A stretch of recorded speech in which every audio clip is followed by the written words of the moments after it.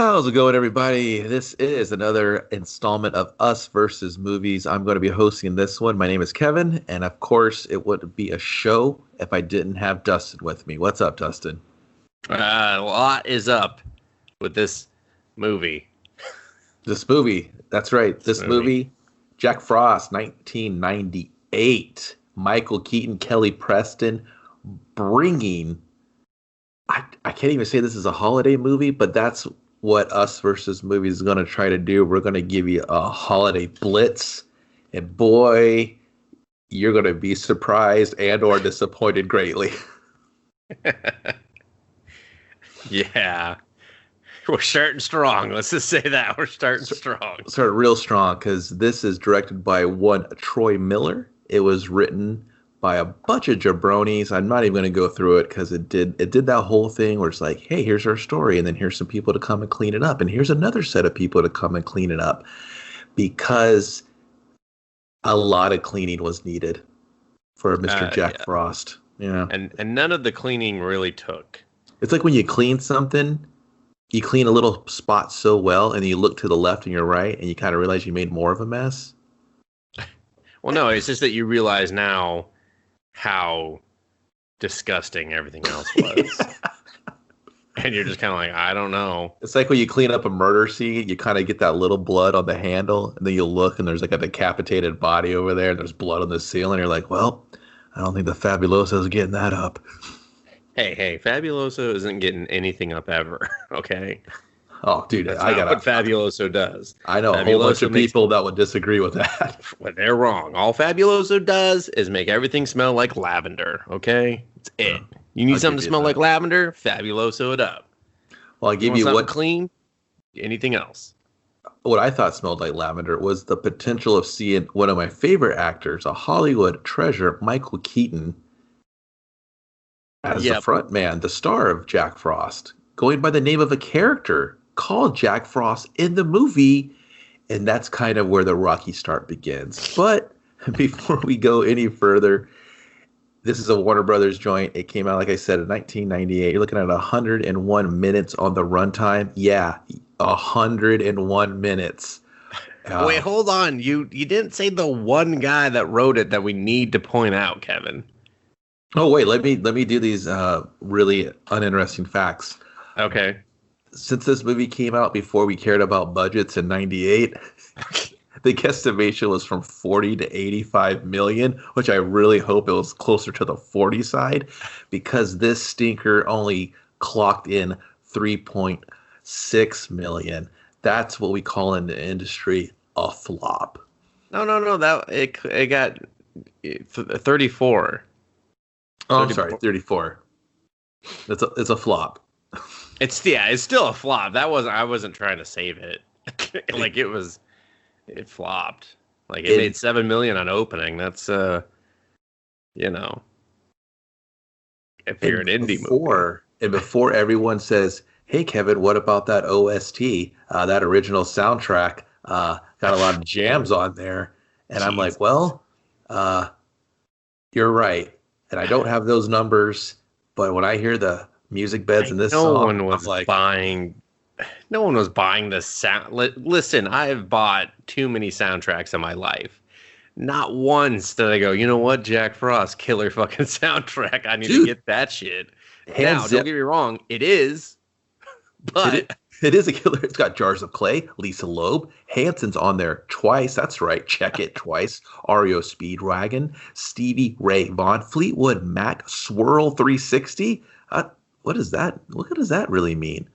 I don't. Is that like a double entendre? Is that what that means? 360. Because that's what a swirl is.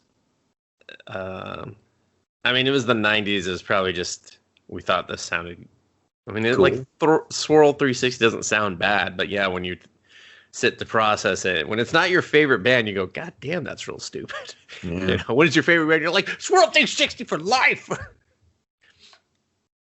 I got the tat on my ass. Henry Rollins is in the movie, but yet absent from the soundtrack. Dude, you know he wasn't going to be on the soundtrack. Very disappointed.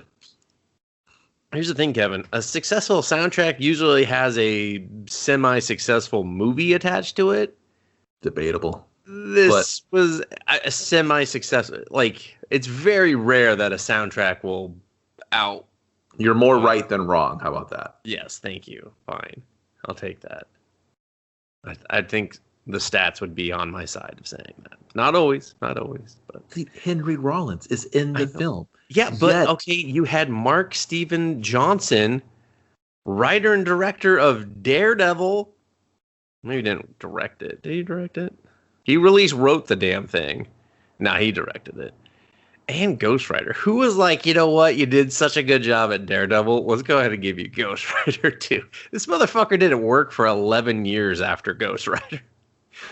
I mean, I was surprised he worked after Daredevil. But yeah, he did this. He landed Jack Frost. And they were like, you know what? This guy who wrote Grumpy Old Men and Grumpier Old Men, he's on a hot streak. Give him the Daredevil. I barely remember Daredevil. I mean, okay, that's fine. Woo. I'm not going to ask you to remember it. I'm not going to be like, do you remember the teeter-totter scene? Oh, now I do. That's because you can never forget the teeter-totter scene. Just two adults showing off their superpowers in the middle of a party. That guy's blind. Not on that teeter-totter, he ain't. Is he? I can't even tell. He's a dancer right now. A dancer in the dark. Anyway, back to this movie.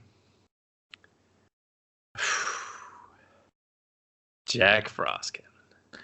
How did that, really quick before we kind of dive into this, and that's kind of what we do here on the show. We kind of take a movie and we talk about it extensively, almost frame for frame, to nauseum, but we try to have a laugh with it.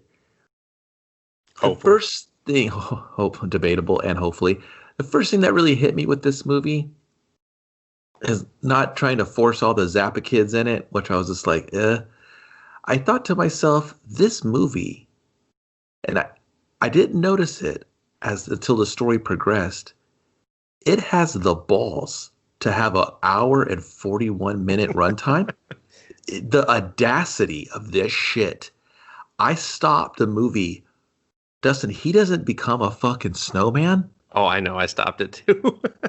Until 30 minutes in the movie. 30 minutes, dude. What the fuck's left? I stuck with this family for a very long time. And I appreciated it for a second. I was like, hey, I'm really getting to know this family. The mom's paper thin. And the kid is like, is the kid a hero to the neighborhood? Or is he just, I don't know. He's the boy people want to be and girls want to bang. But then he's not, because he sucks at hockey. His only thing he wants to do is be good at hockey. And that's the juxtaposition between him and the dad. But that's for another, that's not here nor there right now. We have an hour of him being a snowman. Yes. I mean, if you actually, there's another point where it's the halfway mark. It's the perfect halfway mark in which the plot actually begins. So he might turn into a snowman at 30 minutes, but the movie isn't fully okay. This is what we're gonna do the whole time, all right, until a halfway point. Oh yeah, there's about 10 more minutes of him just being like, "Wow, I'm a snowman," and you're like, "Wow, yeah, dude, I got a dumper. I got a dumper for days." I'm like, "Yeah, dude, we get it. You got curves. Look at this shit. Look at that fucking check out my dumper." Everyone say butthead. It's the 90s. Yeah. The snowman, he looks weird. He looks like a toy. It's the Jim Henson team that brought him to life. And there's some CG speckled throughout to kind of enhance some scenes. Speckled, sir. No, this motherfucker is more CG than puppet. I will definitely say that. Okay. Well, yeah. And when he is a puppet, he is green screening the shit out of the world. So, there's one scene, Kevin. I'm just gonna call it my favorite scene. I'm not gonna tell you what it's in, but the entire scene was CG, and it did not need to be. But they were like, nah, everything in this is CG. So, it's a parking lot, Kevin. Just to give you a heads up. I don't remember. I just it's just a white blur to me. It's like a cocaine haze. Just so much white and real snow and fake snow and movie snow just takes mashed turns. Potato snow, and you're just like, God damn, mashed so potatoes. Much fucking snow. They do the like the cotton snow, like the packed ball snow. He's rolling up a snowman. I'm like, dude, it's not sticking any snow because it's fucking not real. Stop it. Stop making a snowman. There's for a movie that like is about a snowman, I didn't ever see one good snowman like at all. I'll say his snowman design is okay. It's more effort than I would have ever put into a snowman in my personal life of having those snowman days. I was just like, I did a scarf and a hat. Okay, yeah. No corncob pipe. You got little Hot Wheels buttons, whatever. Fuck it. Looks great. Yeah, I mean, I for sure would, like, in all my snowman days. Mittens? You just kind of, okay, we stacked it. All right, what do we have to use? And then my mother would yell, "You're not using my shit. Don't put it on there." And we're like, all right, the snowman is naked and stands here. Yeah, we would do, like, the stick arms and stuff, and then we would just, after he was done, maybe we, like, build a little blob for like a hat or something out of snow, and we would just beat the shit out of him after we were done. We would Where's jump my money, snowman? Where's my fucking money? We would just do wrestling moves to him, and then he would just be obliterated. And like, yeah, we run the fucking snow, man. So, Jack Frost, that's his name. Yeah, no, we got to start with the WB logo, Kevin. Because that's how I knew. Before you ever told me the budget, I knew this movie had an extensive budget. Because that WB logo was like a fucking Harry Potter level. They gimmicked the logo to the movie? Yes, they did. They put snow and like rust, and I was just like, what the fuck? This movie had money? Oh, and those credits, man, they spent a dime on those credits. All those names appearing on over half of the screen and then exploding into snow. Yeah. Never ending. Just the never ending credits. I felt like I saw them before I had to see them at the end. And when it got to the writers and they blew their name away in snow, it was literally like a blizzard because 18 people had to fucking bail this thing out. And they still all failed. You think they wake up in the middle of the, God, I failed on Jack Frost. No, not the two guys that came behind it. The 97 or the 98? Fucking shut up. You know which one. No, the two guys that came second were like, hey, man, we tried. They're like, we tried. I mean, blame everyone behind us. We delivered gold. Okay. We tried to put jokes in there. Yeah. We put a dick joke in there. All right. Come on. I mean, sure, that was Michael Keaton probably ad-libbing, but whatever. You know, they're just like, we're going to keep it, Michael. I hope it was. Yeah. Anyway, so yeah, we're in Colorado, Kevin. We're in Medford, Colorado. It's a real place. Look it up. Yep. It's we're having a big jam session of the Jack Frost band, fronted by Jack Frost himself, Mr. Batman, Michael Keaton, Mr. Mom, Mr. Birdman, the founder, the Vulture, Mr. This guy works in movies. And he's there. It's a real blues traveler, funk, soul, groove. They got a violinist in there. They got some hot keys. There's this percussions. Everybody's on stage. This is like a 52-man jam band. And they're playing Jingle Bells. Fucking jingle bell rock, and they're just going. It's just like everyone's got a 20-minute solo. He's got the fucking harmonica. He's just making sweet kisses to that harmonica, and you're just like, wow. Sometimes the rest of the time he's got a guitar hanging off of him.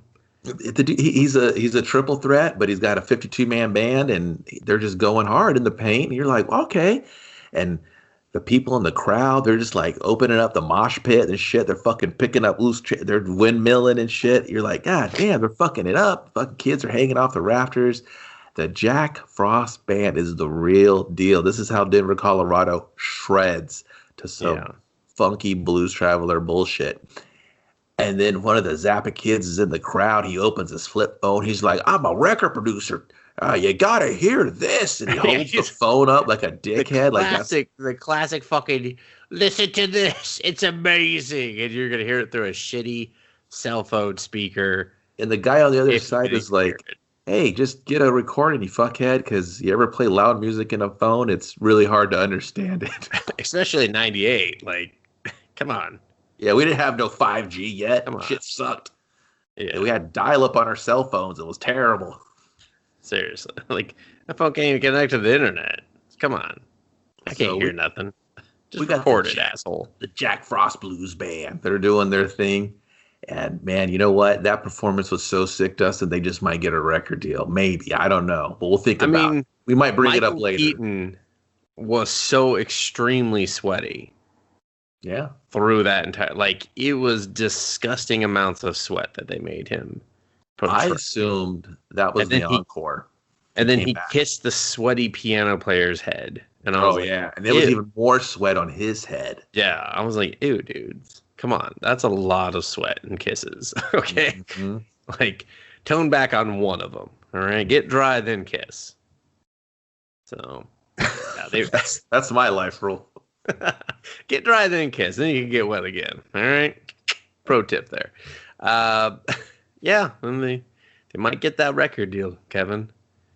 I mean, I don't know why I didn't hear anything that resembled popular music in '98, and I certainly didn't hear anything that was enjoyable. So I was like, why? Yeah.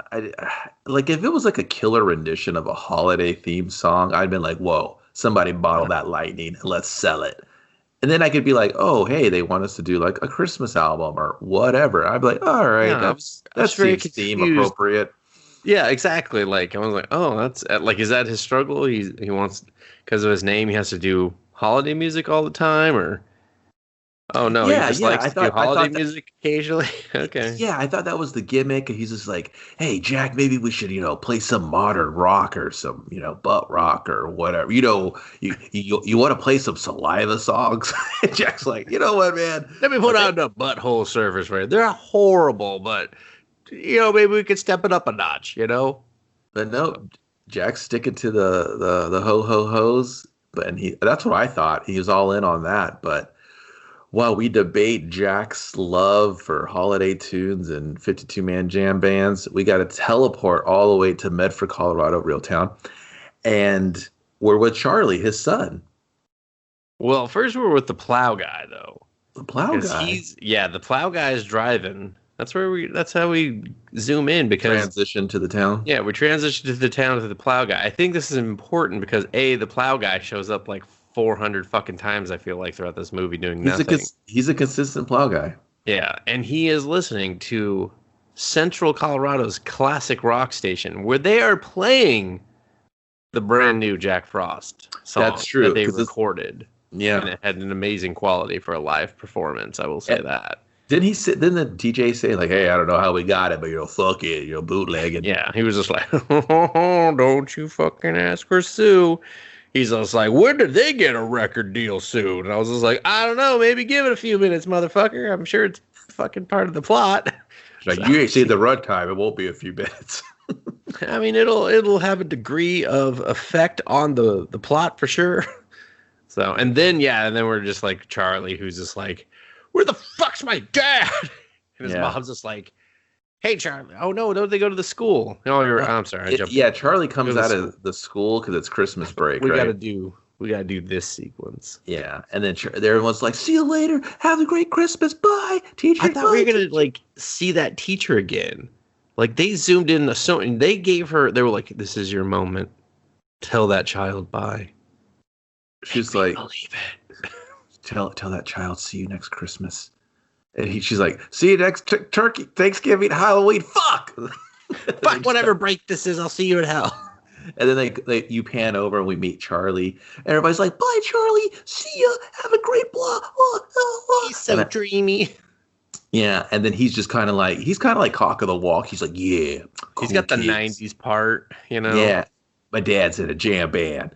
And And they're just like, Charlie, we need your help over here. The other kids are getting them all wild up, and he's just like, Kevin, what's going on? Have you, just to set the stage, have you, when it was winter break, having both of us, spoiler, both having had a winter break in Colorado, where this story is set, did you ever stay at the fucking school, like, unnecessarily? Yeah, because when I stayed at my school, I walked over the hill and it looked like fucking Iwo Jima down there. There was like 8 million fucking kids. It looked like a scene from Battlefield 1. And I was like, whoa. And they were having the most epic snowball fight. I was like, Jesus Christ, there's like 82 extra kids in here. Yeah. Now, don't get me wrong. It looked fun as hell. Yeah, it looked fun as hell. I just didn't buy it at all. I was like, nah. Here's the thing. Where no matter where you're located in the world, no kid wants to stay in the school ever. Yeah. I always had a couple of kids. Maybe they stood and played basketball on the hoop or something, but that was very short lived because you're just kind of like, I'm going home. Exactly. You're just like, this was fun for. All right, I gotta go. Exactly. So, but yeah, this was just more of like, this is where like the ABC Family CW vibe kind of was kicking in, and that was the most kids I'd ever seen. I was like, what the fuck? It just snowballs everywhere. And we have these quote unquote 7th graders. They have some sort of catapult system built in. I was just like, wow. It was a hat. They just took some kid's hat and they were like, this is a catapult. But like just the ingenuity just blew me away. They're in 7th grade, Kevin. They're in 7th grade. They're practically the top of the school. Yeah, they were. Yeah, that was the top of the food chain for sure, especially in the fields of snow, because winter is coming and these kids were fucking like, rah!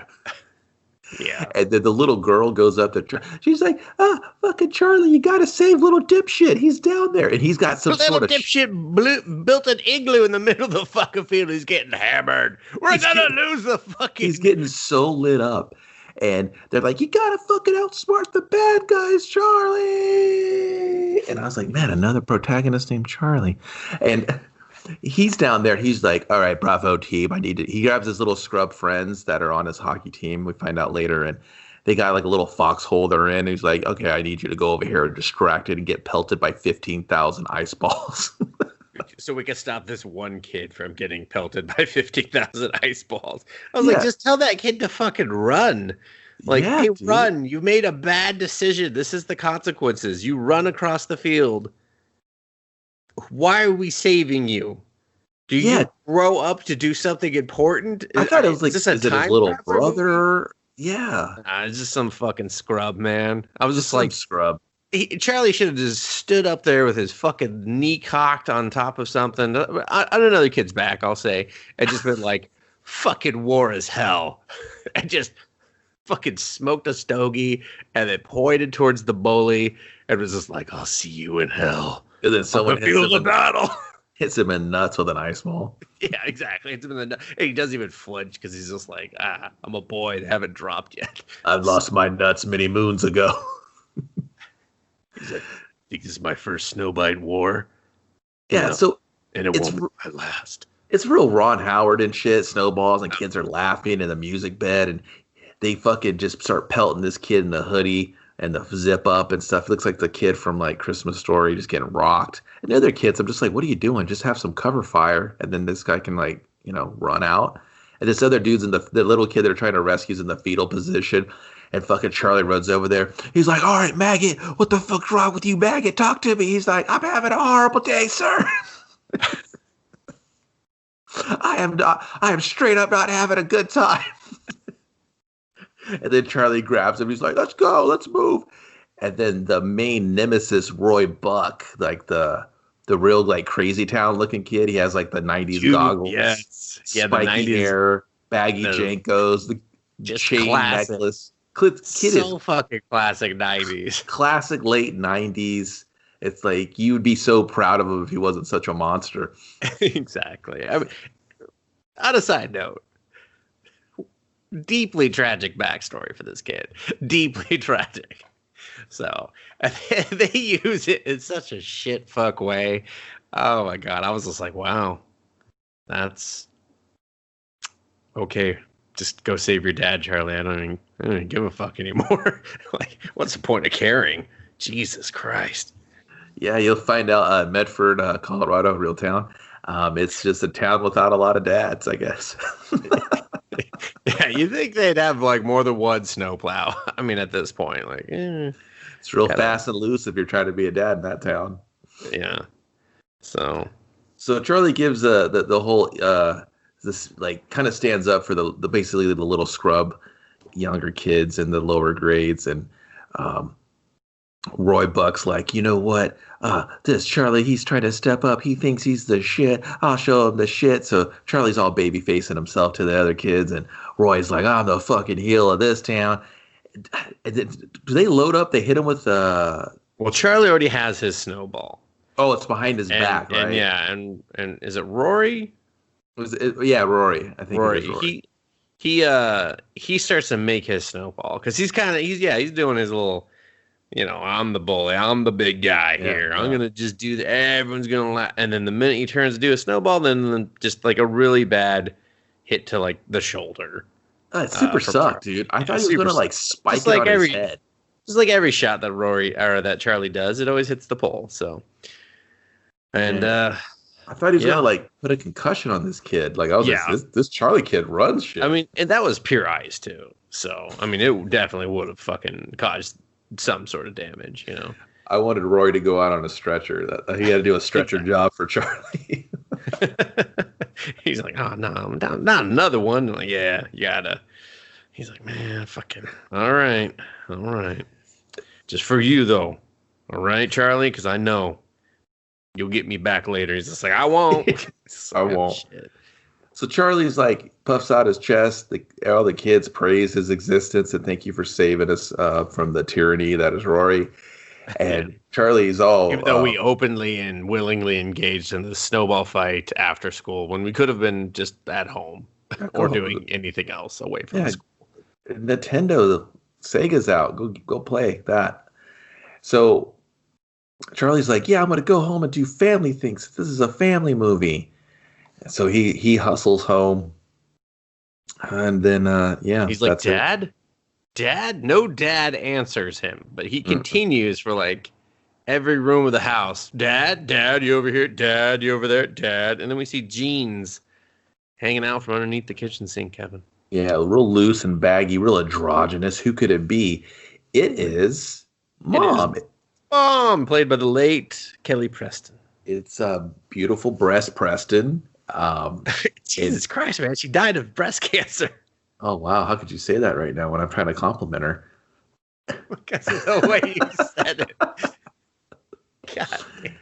And she's like, hey, son. And he's like, Dad? She's like, oh, this sink's really giving me the old what for. And he's like, oh, Dad? And I'm just like... She's like, no, it takes a long time to drive from Denver. And I was like, Denver is not a long drive from anywhere in Colorado. Unless you're coming from like Castle Rock, because I mean, then it just feels long. But even then, that's only an hour. It's so long, dude. I hate that. It's like an hour drive, if that. Colorado Springs, you're looking at 4. Actually, not really. I think it's like 2.5. I mean, it feels like 4. But I was just like, what? It's taking them an entire day to get back. How slow is he driving? Dude, there's 52 guys they got to drop off at home. Okay. I mean, the band really slimmed down to 5 when it was needed. So, like, when the record contract was on the line, there's only 5. Yeah. Okay. We found out, all of a sudden, the violinist didn't make the cut. They were like, sorry. We'll pick you up on the Christmas album, okay? Yeah, when they started sucking 6 figures, we had to drop 16 guys out of the band. That's a lot split. A lot of weight. No, this us 5. What's just us? That was the home crowd tour people. They're like, what? It's just us 5. That was the opening band. They just brought them all in for a big goodbye to the night kind of thing. So, yeah, and she's just like, I wish I could get this sink fixed. And I was like, and then they show the sink. They make the mistake of showing the sink, Kevin. And I was like, just get new pipes. Well, yeah, like, that's probably just like the P-trap, right? Like the elbow in it. I was like, just replace that. That's probably like, what, or you got a leaky garbage disposal. Buy a new garbage disposal. It didn't seem like, I'm looking at the size of your house. It doesn't seem like you're hurting for cash. Yeah, like she works at a bank. He's a musician.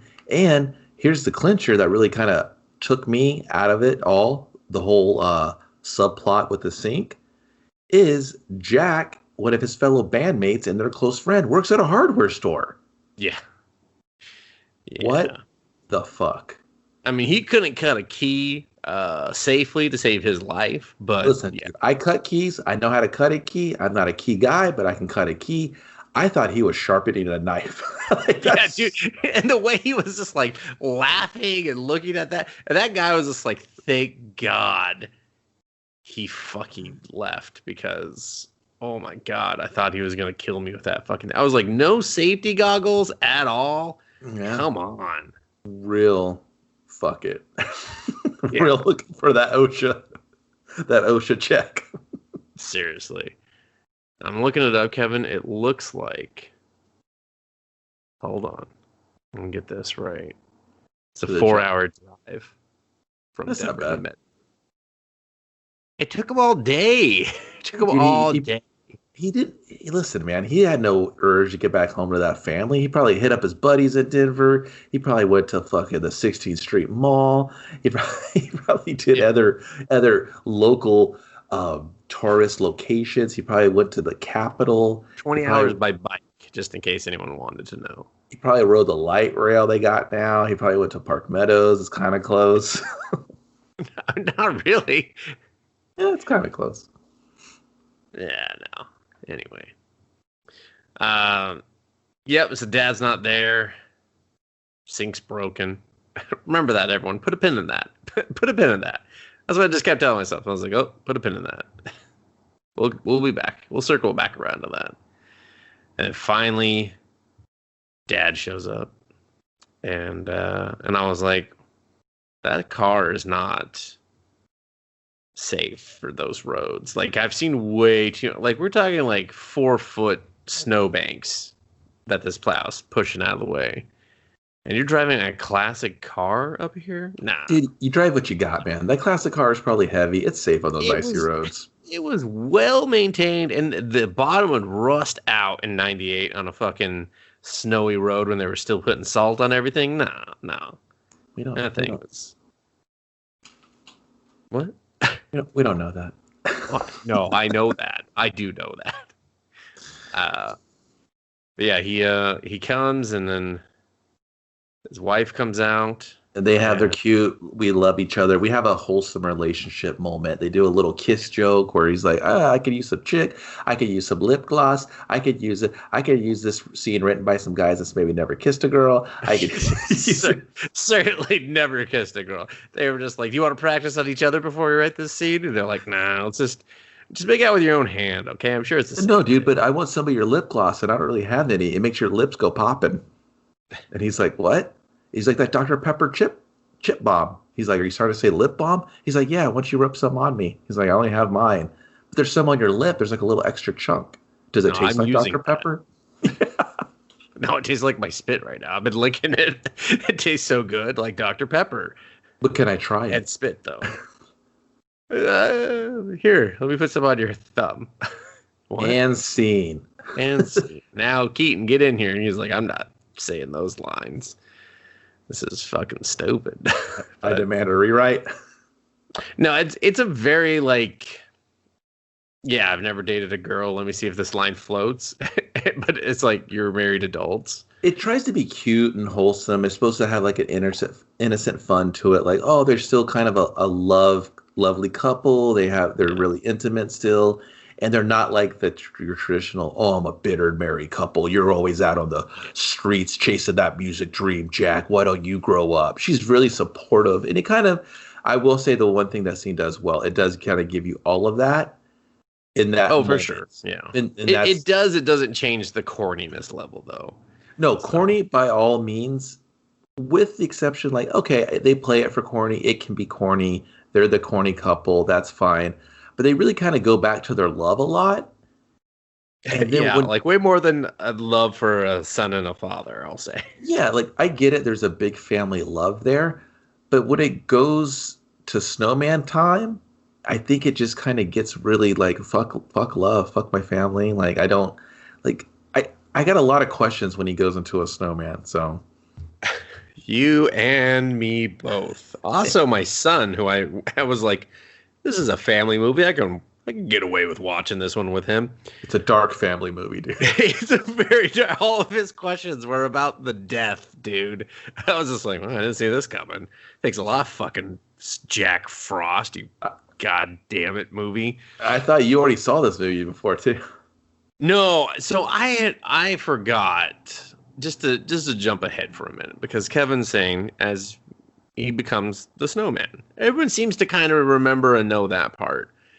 It's how he becomes a snowman that you're just like, what the fuck? And I forgot about that for a minute. I knew that already, but then I forgot, and I was like, oh shit. Yeah, so I fall into that same category as like, I just know he becomes a snowman. I know the movie has Michael Keaton the snowman. I don't know how. I didn't know anything about it. I just remember this existed, right? Yeah. So we'll get there in a minute. Like, yeah, so we kind of have the rah family moment. Charlie Boy's back. He's in the house. He greets him. They wake him up. Because he's like, Dad, I tried to stay awake, and I was just resting my eyes. He's like, oh, it looks like you're out and about to me, son. And then Michael Keaton takes off his hat. You see his like blonde hair. You're like, geez. You're like, Jesus. It's so late 90s right now. And yeah, one thing I do want to say about Michael Keaton's character right now, I was just like, are you supposed to be like a rock star dad? Because I'm getting this like, you're doing cheesy chapstick jokes. You're like doing kind of dad jokes, but at the same time, I also feel like you don't actually know these people. Like you're just like, eh. I didn't really get that. I got the dad still chasing his dreams, but he's still kind of, it's kind of like now how you see it, like, you know, the dads are grown up, but they still got their personality and their impression, and they're wearing it on their sleeve. They're not wearing like the New Balances and the white tube socks, and they're not like a traditional dad. He's still kind of the cool dad, you know, like got the short hair, he's got the earring, he's wearing scarves.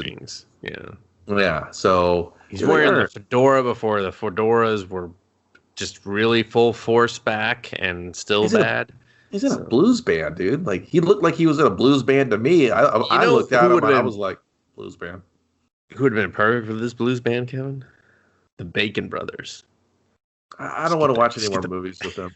Just get the Bacon Brothers in there. They could have done it. I switched this movies, watched a movie with a Bacon brother in it where he wouldn't leave a fucking house, so I don't want to watch any more of him. Well, I mean, they don't really leave this house either, so it would have worked. So we have heartwarming family moment with Jack and Charlie Boy, and we even let Mom get a couple of lines in. And not many. And he kind of has the snowman. They build a snowman because that's apparently, I guess, as a viewer, that's maybe their traditional holiday thing to do. But the family really never mentions holiday. The town kind of reacts to the holiday. But I mean, they say Christmas twice. And only twice. And I feel like I guess Christmas break. No, I take that back. Yeah, but their house isn't drenched with Christmas, you know. Yeah. There's no really sense of Christmas in the neighborhood, except for a couple of scenes where they purposely go to the middle of town and the town's doing something festive, right? Like, yeah. It's not a beat you over the head with Christmas. It's just like they just wanted the snow. Yeah, exactly. So I don't know if they purposely wanted this to play in other countries better. Maybe that didn't recognize Christmas or whatever, more of the holiday vibe. Well, you got to remember, this is when we were doing away with like, don't say Christmas, say Happy Holidays, and there's that whole. I can see that, yeah. You know, that it's still like a war in a way of like, oh, don't say that, say Happy Holidays, you know. But so I mean, that was definitely like peak time in which it was transferring to just saying, you know, Happy Holidays, don't say Christmas. That. So, I mean, that could have easily played into, or like you said, they just wanted to see if they could, you know, play to it.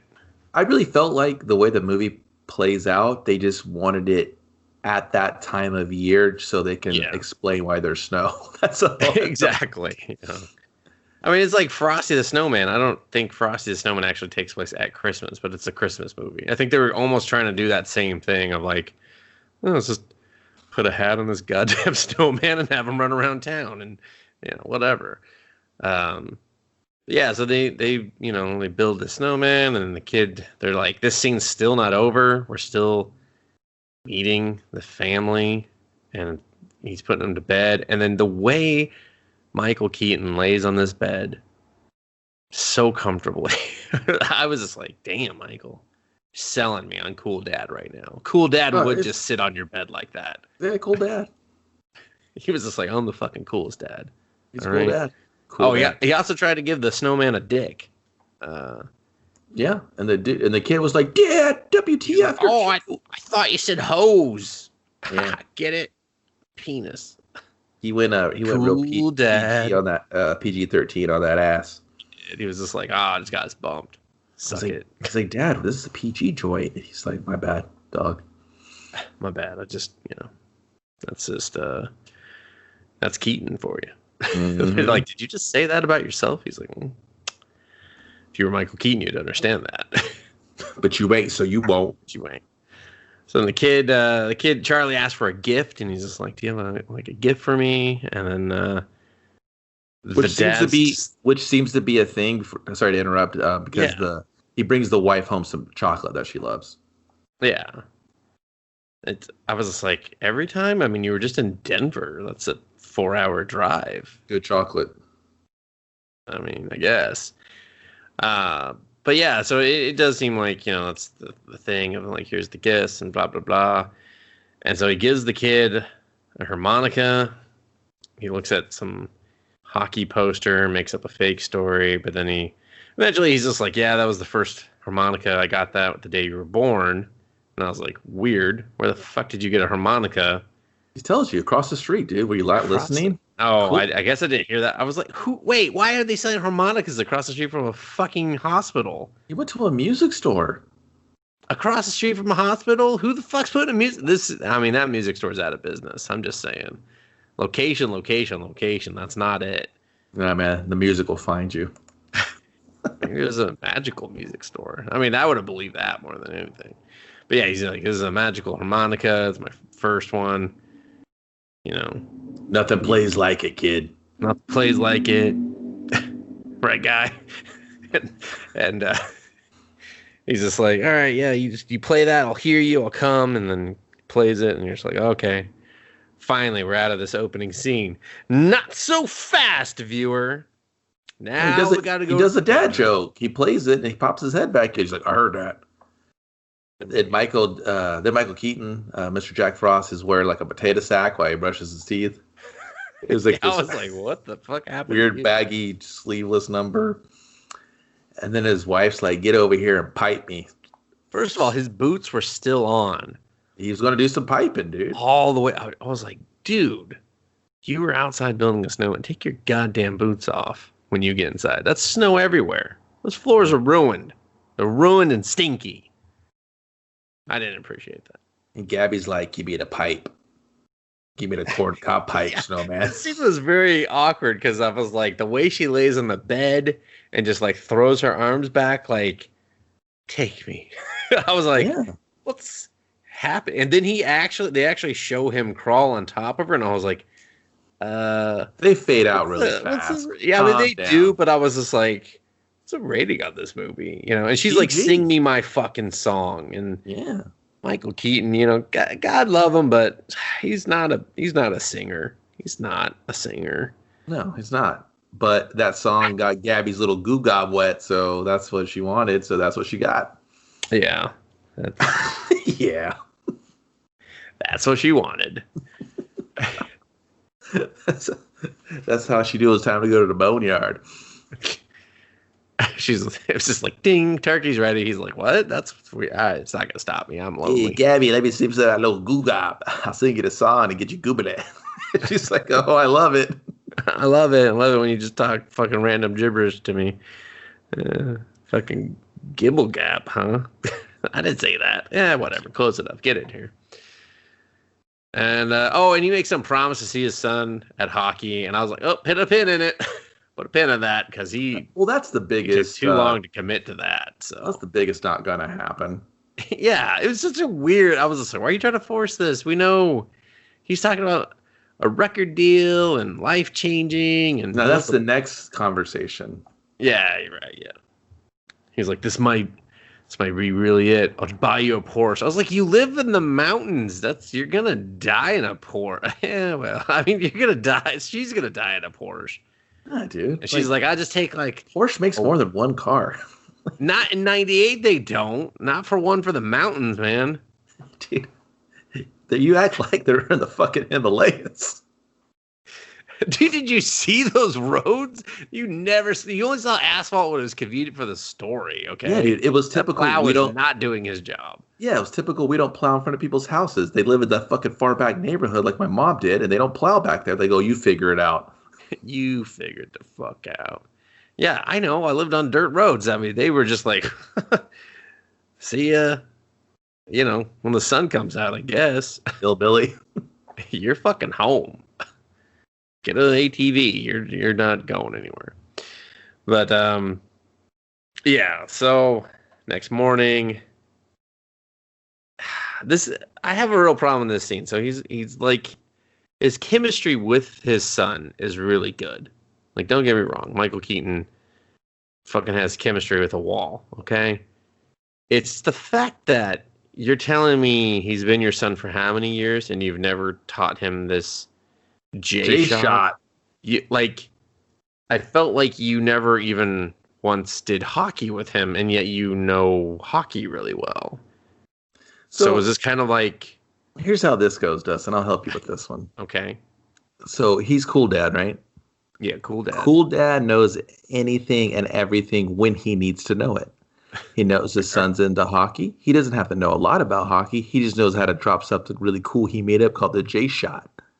And he's so cool, he'll make it look cool. And it's a kid. Kid's dumb. It's his dad doing something cool. So he's like, my dad did something cool. That's cool. Because he's cool dad.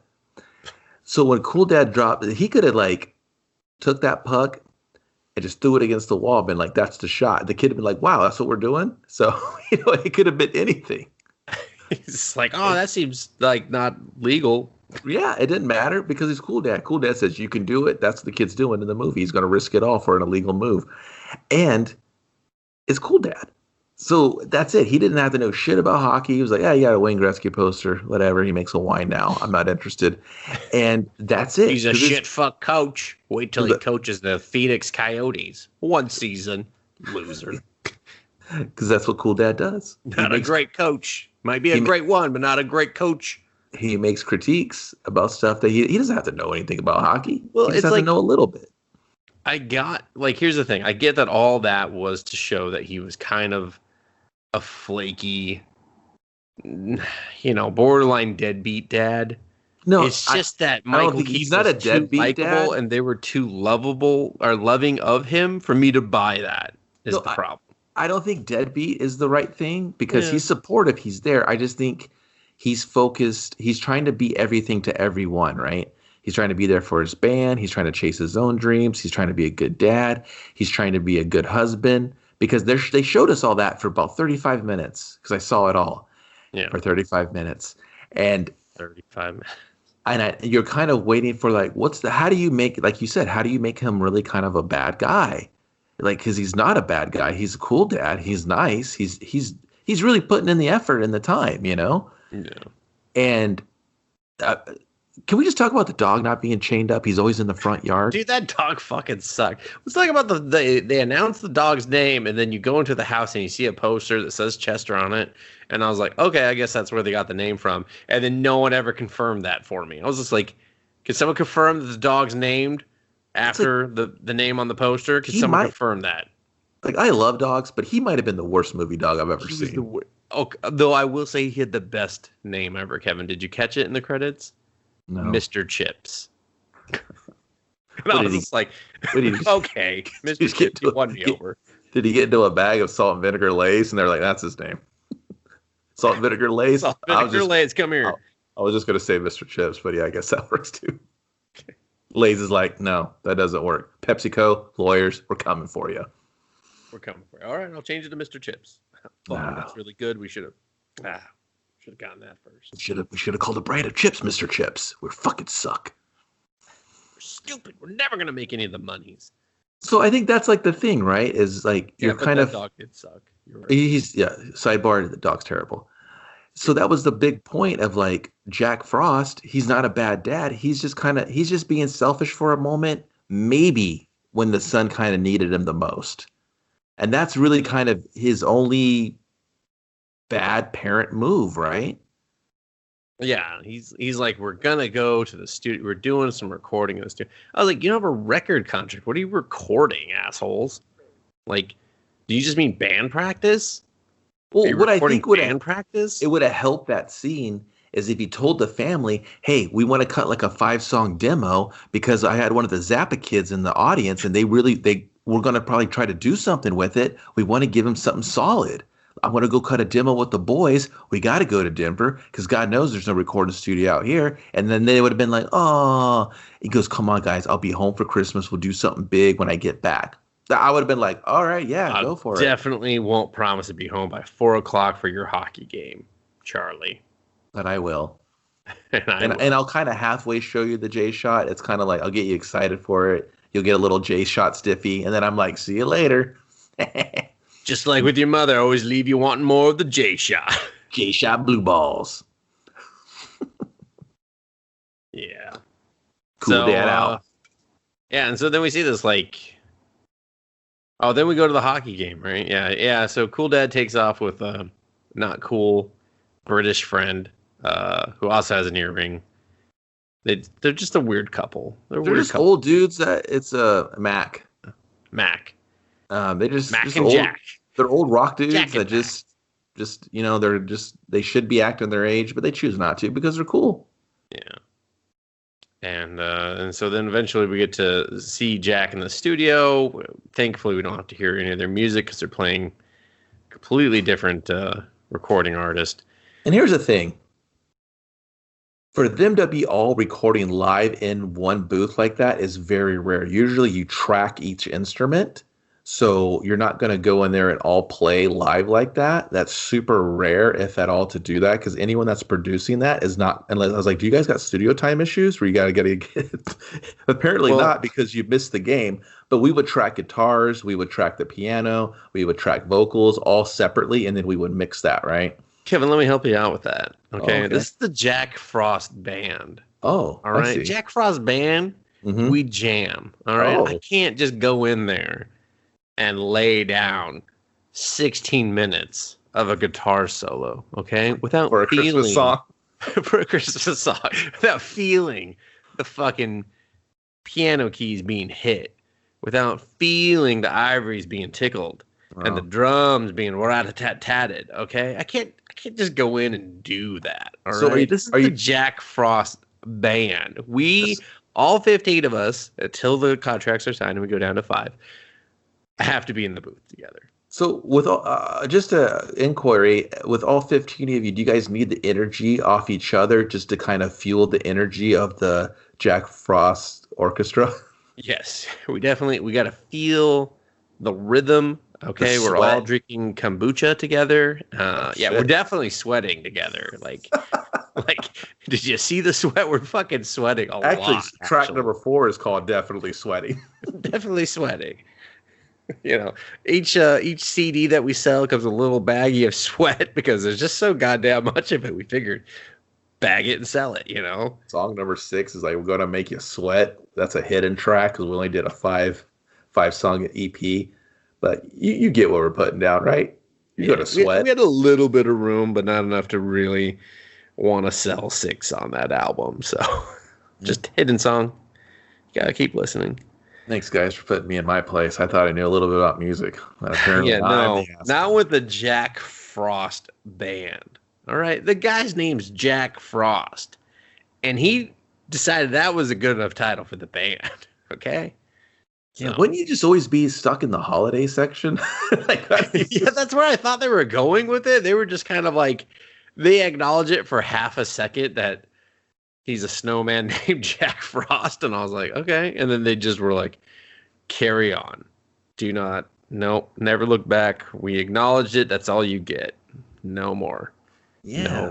more. Yeah, I really felt like his name being Jack Frost was stupid, inconsequential to the entire movie. Also stupid, yes, but inconsequential.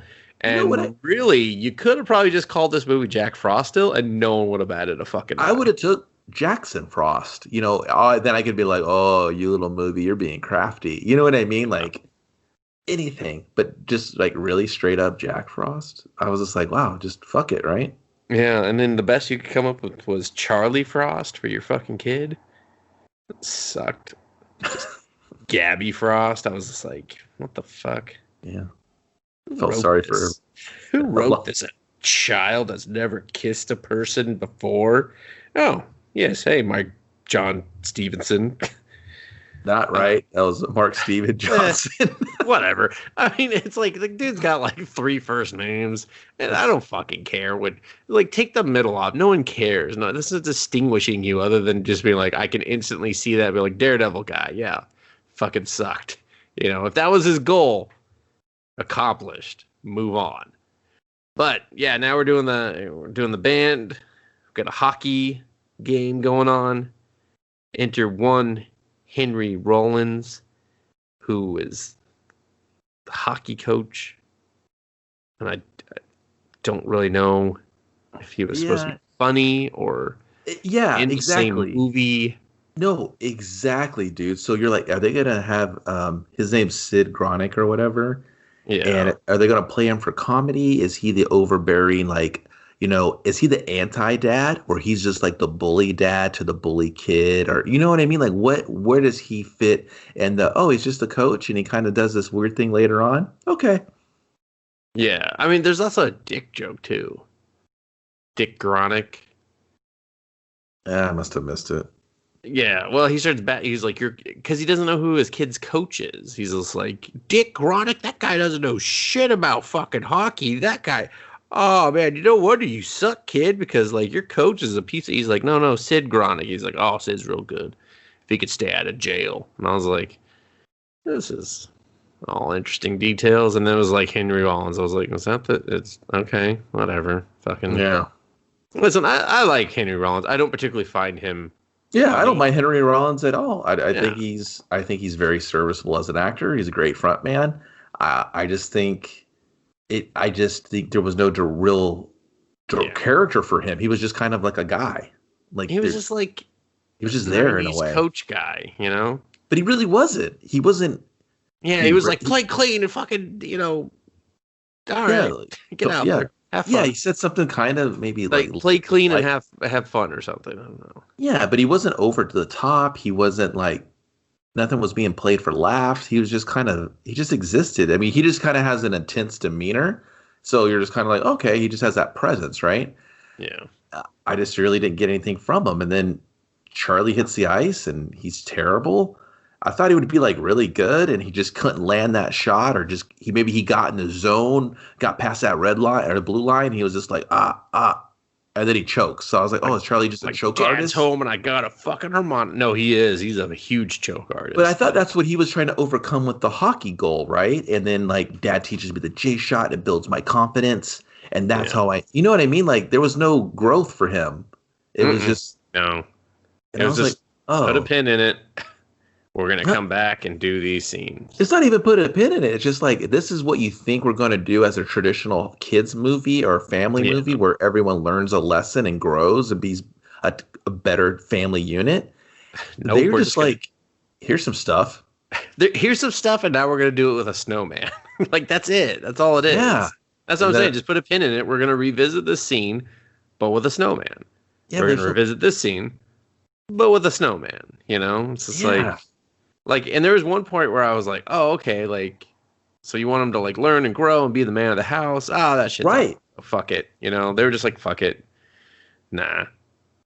We're not gonna do that. I did enjoy this scene, though, when they're doing some of the slight hockey montage.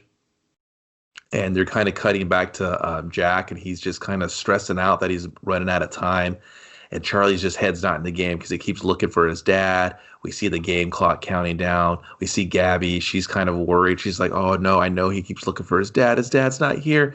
And there's a fucking Charlie gets waxed and he's laying on the ice, and there's like a slow transition to the clock and then like his dad and stuff, and like he still hangs out on the in the shot, and it's just such a slow dissolve. I just started laughing. Dude, that whole scene, like everything in the studio, you just see just these bad dissolves and overlays and shit, like, and you're just like, why can I not hear any audio from this? Was like, is it that unimportant that we don't even need to know what they're saying to each other? Yeah, it's just he's not there, and they had to remind me that he. You know how you also do that? You show him not there. You just pan the audience, never find him, done. I don't need to see him fucking ghost overlay. Like, okay, cool. Well, that's another thing that's troubling about the movie. It's like, you're showing me cool dad, and then you're showing me that he's honestly bothered by it. I don't really have what is Michael Keaton, what is he learning in this movie? What is his character learning? He's actually a pretty good guy, and he just got kind of caught up in his own goals. Yeah, he gets fucked. His character gets, I was like, damn, dude, you should have fuck that guilt. Push that guilt down and just don't listen to it. It's stupid. It's stupid. Kind of like, you're one day away from changing your family's life, and you're gonna fucking die instead. Right. So yeah, and like, so he gets back. Jack's done with the studio. He comes back super late, right? And does Gabby meet him there? And she's just kind of like, hey, he's already in bed. No, dude, he comes in. Okay, he comes in and tries to act like everything's cool. Oh yeah, and Gabby buries him. She can't even get a word out. He starts to help her clean up. He's like, "Oh, it smells great." She's like, "Not a word from you. You just said this. You promised him this. You didn't show. Jack Frost, you're a d-hole." And I'm like, "Bro, he's chasing a dream." And he's like, he doesn't even get to say anything. I understood her point of like, don't promise if you're not going to deliver. Like, yeah, okay, fair enough. You know, fair enough. Is that what he's going to learn in the movie? Because no, she's like, I married you, and I knew what I got into. He was born into it, and I was like, well, yeah. And then she's like, that's not fair to him. And I was like, well, okay, that's something, neither's right? Life, fucking, we're all here. So. Neither is life, but Jack's not that guy because he's already shown that he's a super caring father, husband, and even though he's that cool rocker dad, he's trying to balance it all, and maybe it's falling from his grasp, right? Yeah. My favorite part of this, though, was just he's so quiet getting into this house, and you could see him just kind of go, let's go get yelled at. Like, I related to that more than anything else in this fucking movie. I was like, oh, I know that feel. All right, Jack, let's do this. Let's go get yelled at. There it is. Fucking hell. That's just me on a personal level, everybody. So he goes to check in with he kind of takes his tongue lashing from Gabby, and then he goes to check in with Charlie, who's kind of posted up in a little Medford, and he's just he's like reading a comic or a magazine, I can't tell, and then he's like, hey kiddo, he tries to break the ice, and it basically comes down to like, you know, I'm sorry I missed it, and then Charlie kind of calls him out on his stuff, and he's just like, hey, you're being selfish. Yeah, well, he calls him a selfish jerk. Like, I was just like, smack him, Michael Keaton. Smack him. No one fucking calls Cool Dad fucking selfish. Yeah. Fucking Cool Dad. That's in the name. You know I'm selfish, but you don't fucking call me out like that. But I'm so that cool, you cool, let it slide. Yeah, exactly. That ain't fucking cool. Thought you were a cool kid. Yeah, you ain't cool kid. Fucking that guy with the fucking Slim Jim in his mouth. He's the cool kid. Yeah, you're a little bitch wah baby kid. Yeah. Saving fucking losers off of a snowy ice field. Put that on your jersey, little bitch wah baby kid. Yeah. So, but yeah, he gets a call. He's like, and then Keaton comes up, which horrible idea, just fucking horrible idea. Well, he wants to make amends so quickly. He's just like, hey, you know what? We're going to the cabin. I was like, you guys are okay with money. You have cabin money. What is this? Yeah, I was like, what the fuck? What record deal do you need? You have a cabin you're not using. That's not. And when I saw the size of that house, he was like, "Oh, you could buy you a big house." I was like, "How much bigger does she need? This house is huge." What more? Pretty sure there's like 4 rooms you're not using. Pretty sure you could just have a recording studio in your goddamn house, Jack. Come on, get your shit together. Jack, why don't you show me the upstairs, you bastard? Yeah. It's like, Jack, I mean, the pipes under the sink don't even look that bad. I think you just need to tighten them a little bit and you'll be fine. Like, here's an idea. Stop throwing everything down the garbage disposal. Here's an idea. When you let the water drip into the pan, don't pour it back down the same fucking pipe. You idiot, Gabby. I was like, what are you doing? Don't do it. Don't do it, Gabby. Don't put that fucking... Oh, my God, Gabby. What the fuck?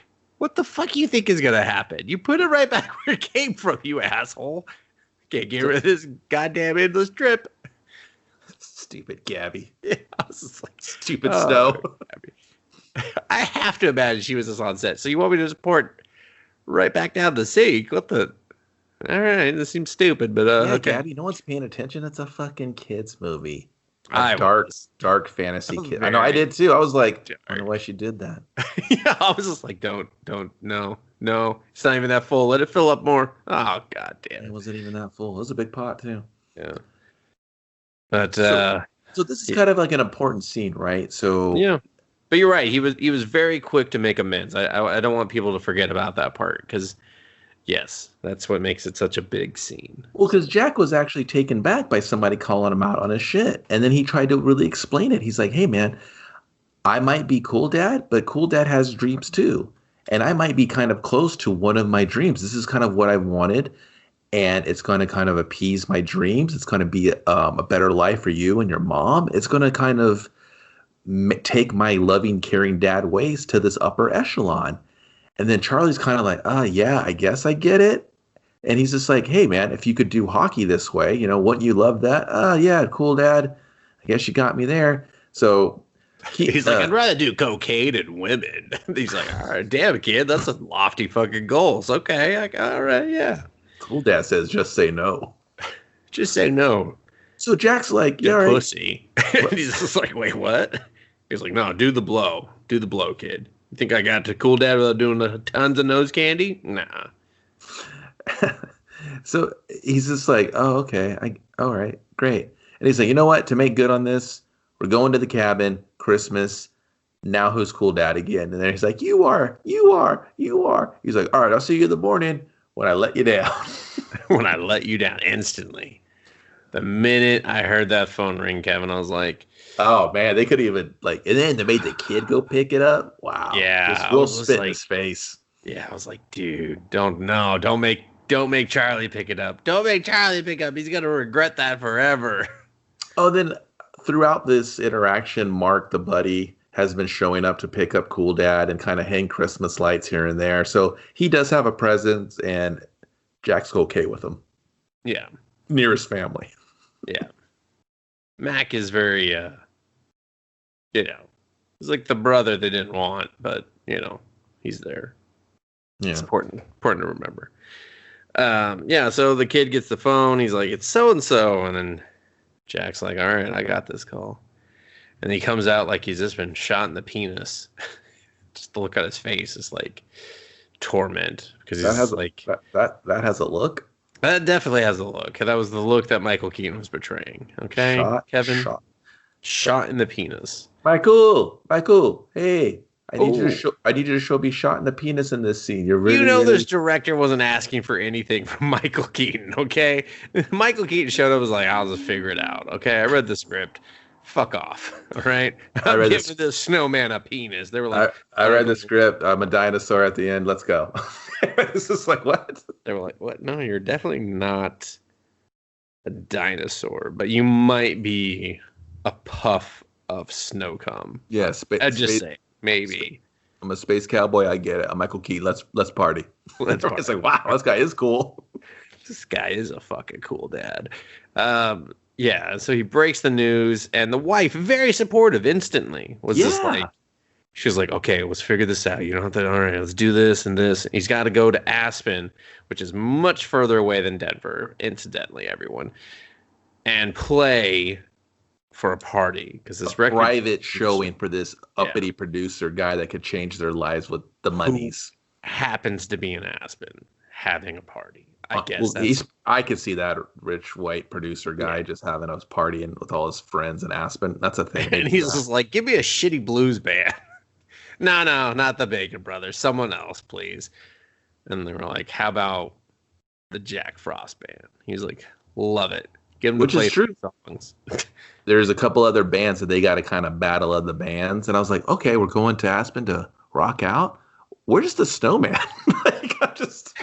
Yeah. This movie's doing everything but being a snowman. You have no idea. Again, I watched it with my son.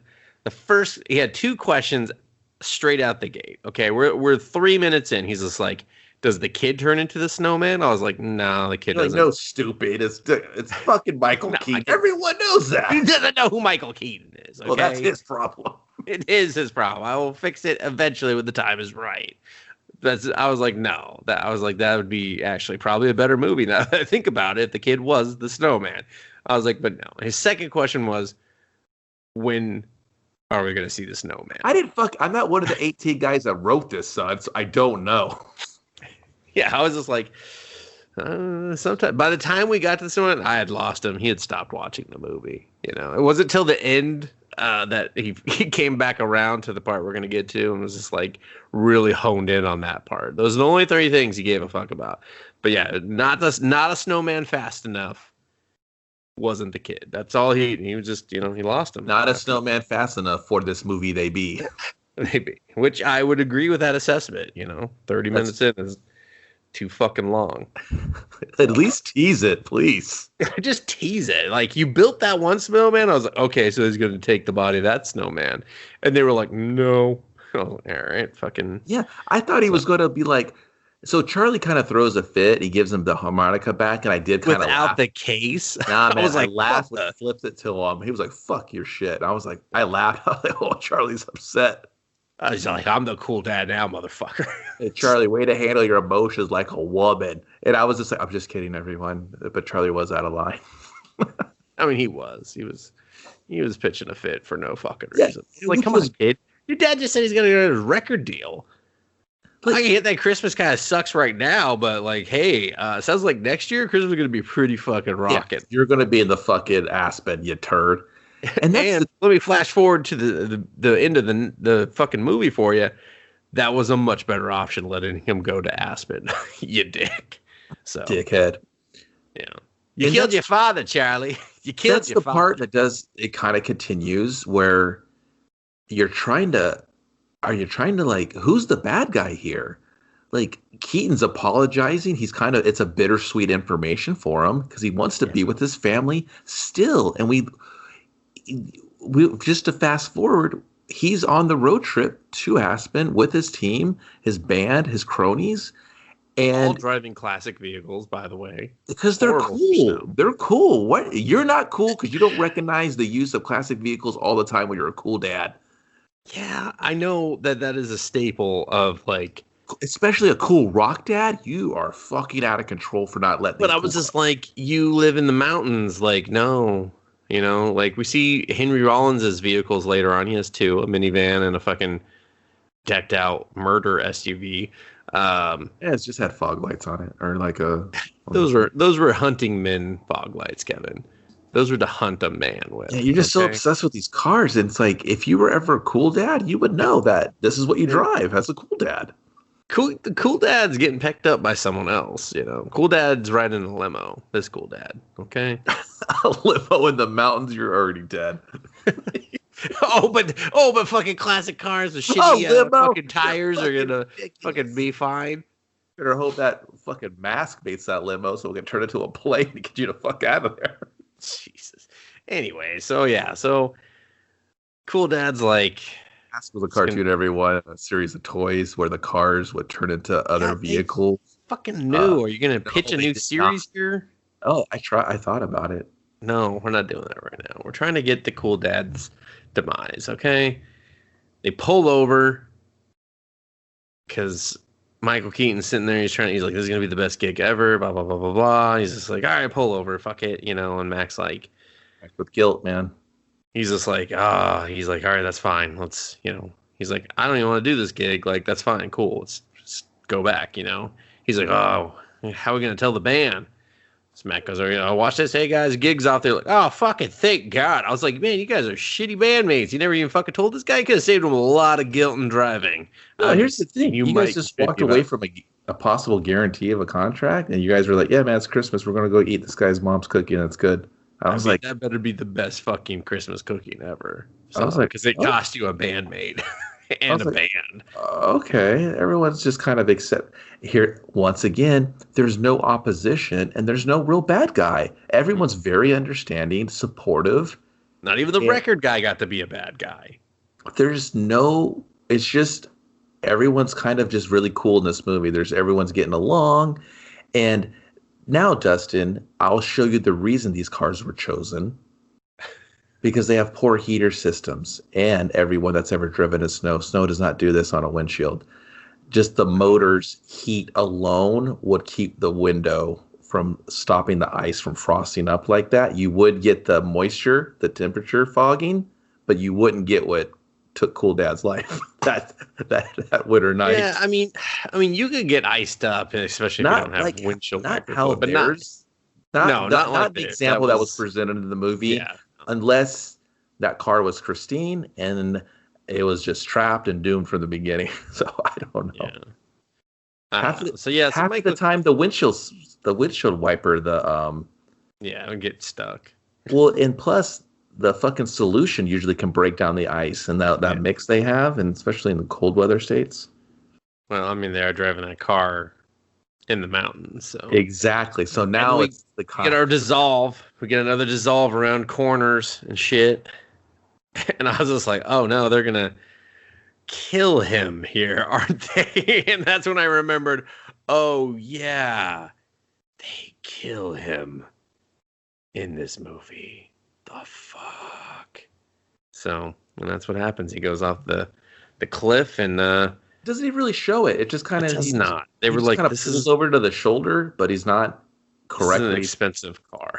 We're not going to do that. And then there's a real long dissolve, and then it says a year later, and I was like, what the fuck? Yeah, I was like, oh, okay, shit. I was literally 1 year later. I was shocked. I was like, did he get the deal? Like, what happened? Yeah, I was just like, oh man, we're about to see like a lot of people's lives in shambles. Is he at the cabin? And they're like, he's dead, Kevin. I was like, what? He's dead. He just pulled over. He got sleepy.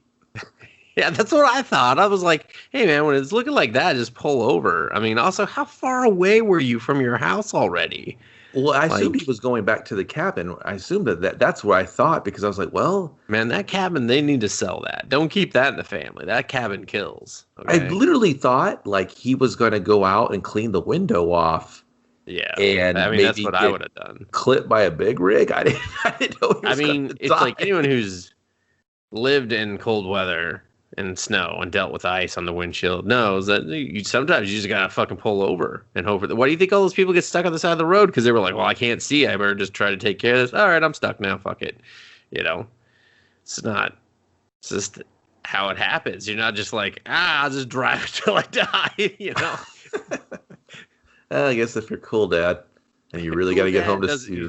Tired of breaking promises. Yeah, that's what it was. Couldn't break one more promise. Well, he did. He broke several promises, actually, with his death. So broke Charlie's heart because it's a year later, and we're at Christmas break again. And this is a sensitive time for the lad, but he's going to head home. Before he does, he crosses the path of some bullies, the Rory and the boys, Rory and the Buttheads, and they don't even bother, Dustin. They don't even bother. They're like, he's not worth it this anymore. Like, these boys got fucking Charlie's number. He's not fun to pick on ever since his dad died. And I was like, this is how I hear the news as the viewer through the through Rory and the Buttheads. That was the first mention. Ever since his old man fucking drove off the side of the cliff going 45 on an icy road, he's just not much fun to pick on. Screaming, fucking, I hate my family. I was like, cool Dad would never do that. It doesn't the Rory kid also at this point say? No, he says it later. Oh, he says it later? All right, I'll wait then. Because it's a great line. Yeah, it's great and confusing and sad all at the same time. It's a very, it's a bag of emotions, that line. So, like just kind of all of them. But yeah, so he just heads home. Yeah, just and I think the younger grader kids see him and they kind of like hang their head, like they all weep for thee. You know what I mean? Yeah. Well, I mean, he was the town's boy, the town's favorite boy. They're like, Charlie Frost, the great deliverer of our town. Yeah. Worship thee. Yeah, I was just like, wow, if he's down in the depths, the whole town just really feels, this is going to be the shittiest Christmas ever. We lost a cool dad and a cool kid, and who's going to help him build a fucking snowman? I mean, there was a father-son snowman building competition that they didn't get to compete in. I felt that was a little fucked up. That was a little fucked up. I was like, come on, town. Like, the town was like, can we not postpone this for a year in the the memorial of Cool Dad? Yeah. Can't we just have like a ice carving competition instead? That doesn't involve children. Like, let's get some ice carving going on. Ice fishing. Can we do some with ice? Chainsaws. Everyone loves chainsaws. But yeah, he heads home to his mom, and she presents him with two options, doesn't she? She's like, you can come hang out with the ladies with me, or you can have Mac babysit you, basically. He's like, fuck Mac. And he's like, I mean, you come with us shopping with the ladies. Sure. He's like, oh, where's Mac at? He's like, all right, Mac, let's do this. And they're watching some shit. Mac falls asleep like instantly. Mac's a real shitty babysitter. Like, I was like, why do you an alcoholic? Was he? I mean, yes. Did you hear the accent? He's definitely an alcoholic. If you mean in the movie, I have no idea. Was he dealing with depression because he lost his best mate? Yeah, I mean, he's cutting fucking keys poorly at a fucking hardware shop. He lost his magic touch with the piano. I mean, that's the sign of depression, is a lot of sleep. So maybe just, fuck it. That. Possibly because he was overweight a little bit. I don't know. Come on, man! I gotta buy. Hey, it's a contributing factor. I'm not judging. I'm just stating the facts. So, but it snows.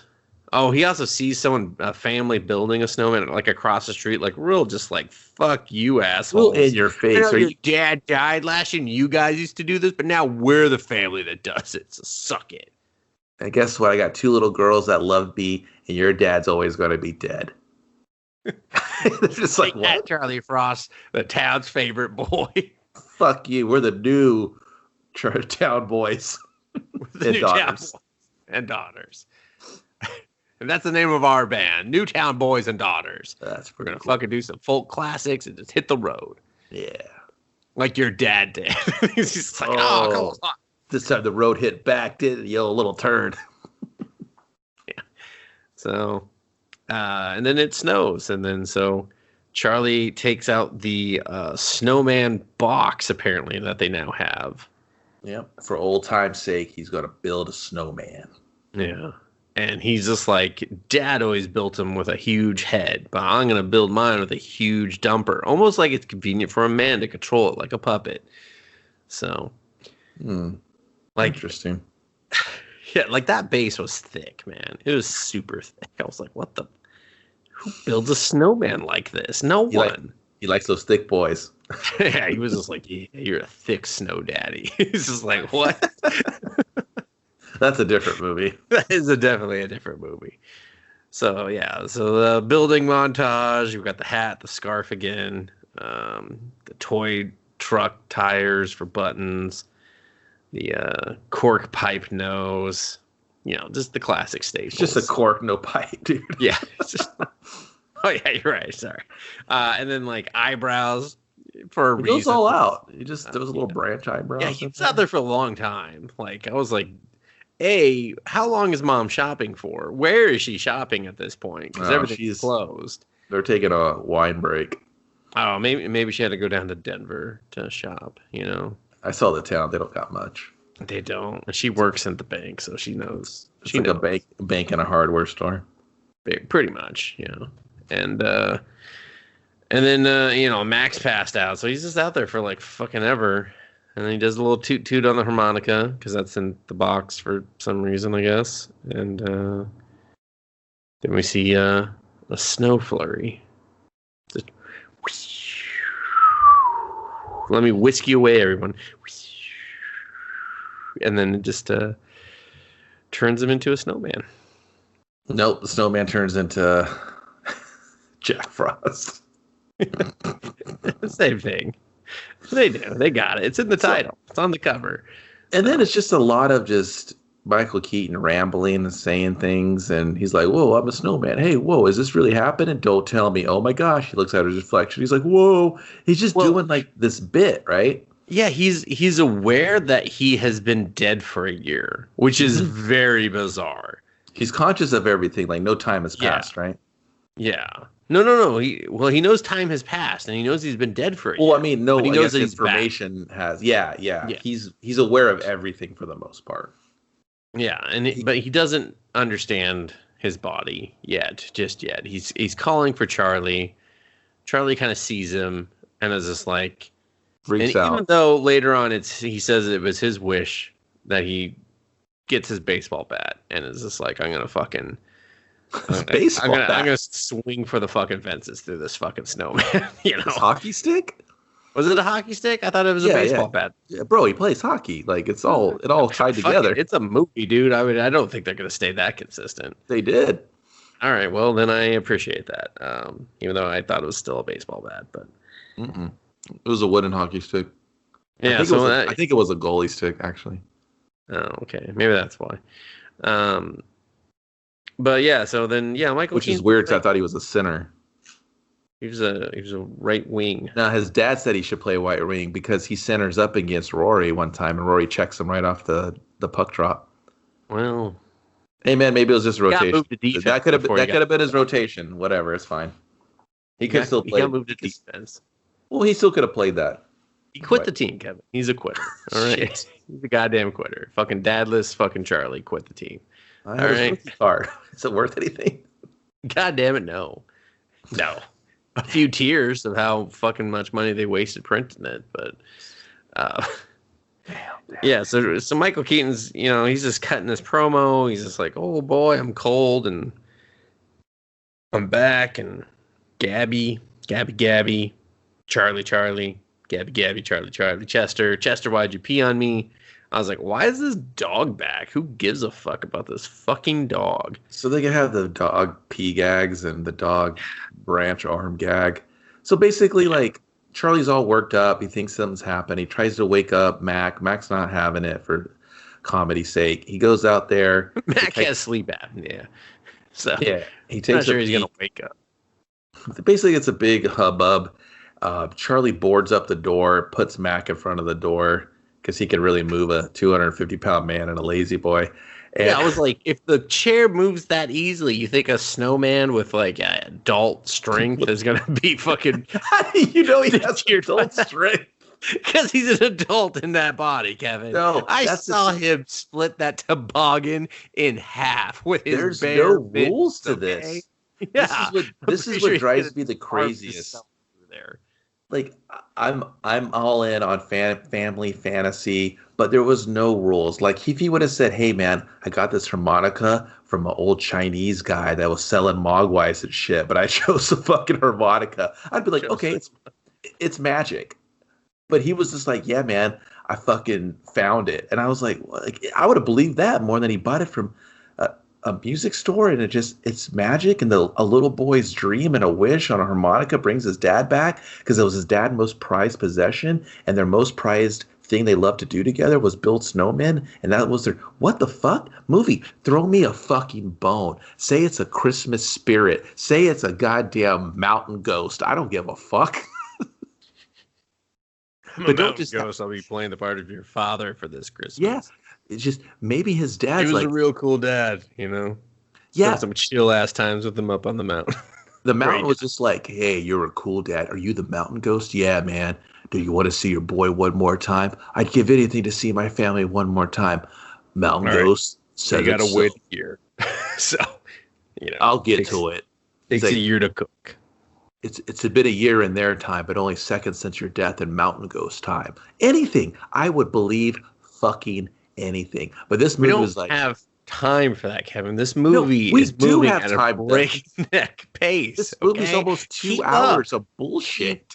up, we're barely 30 minutes, okay? We got so much to do with Snow Dad.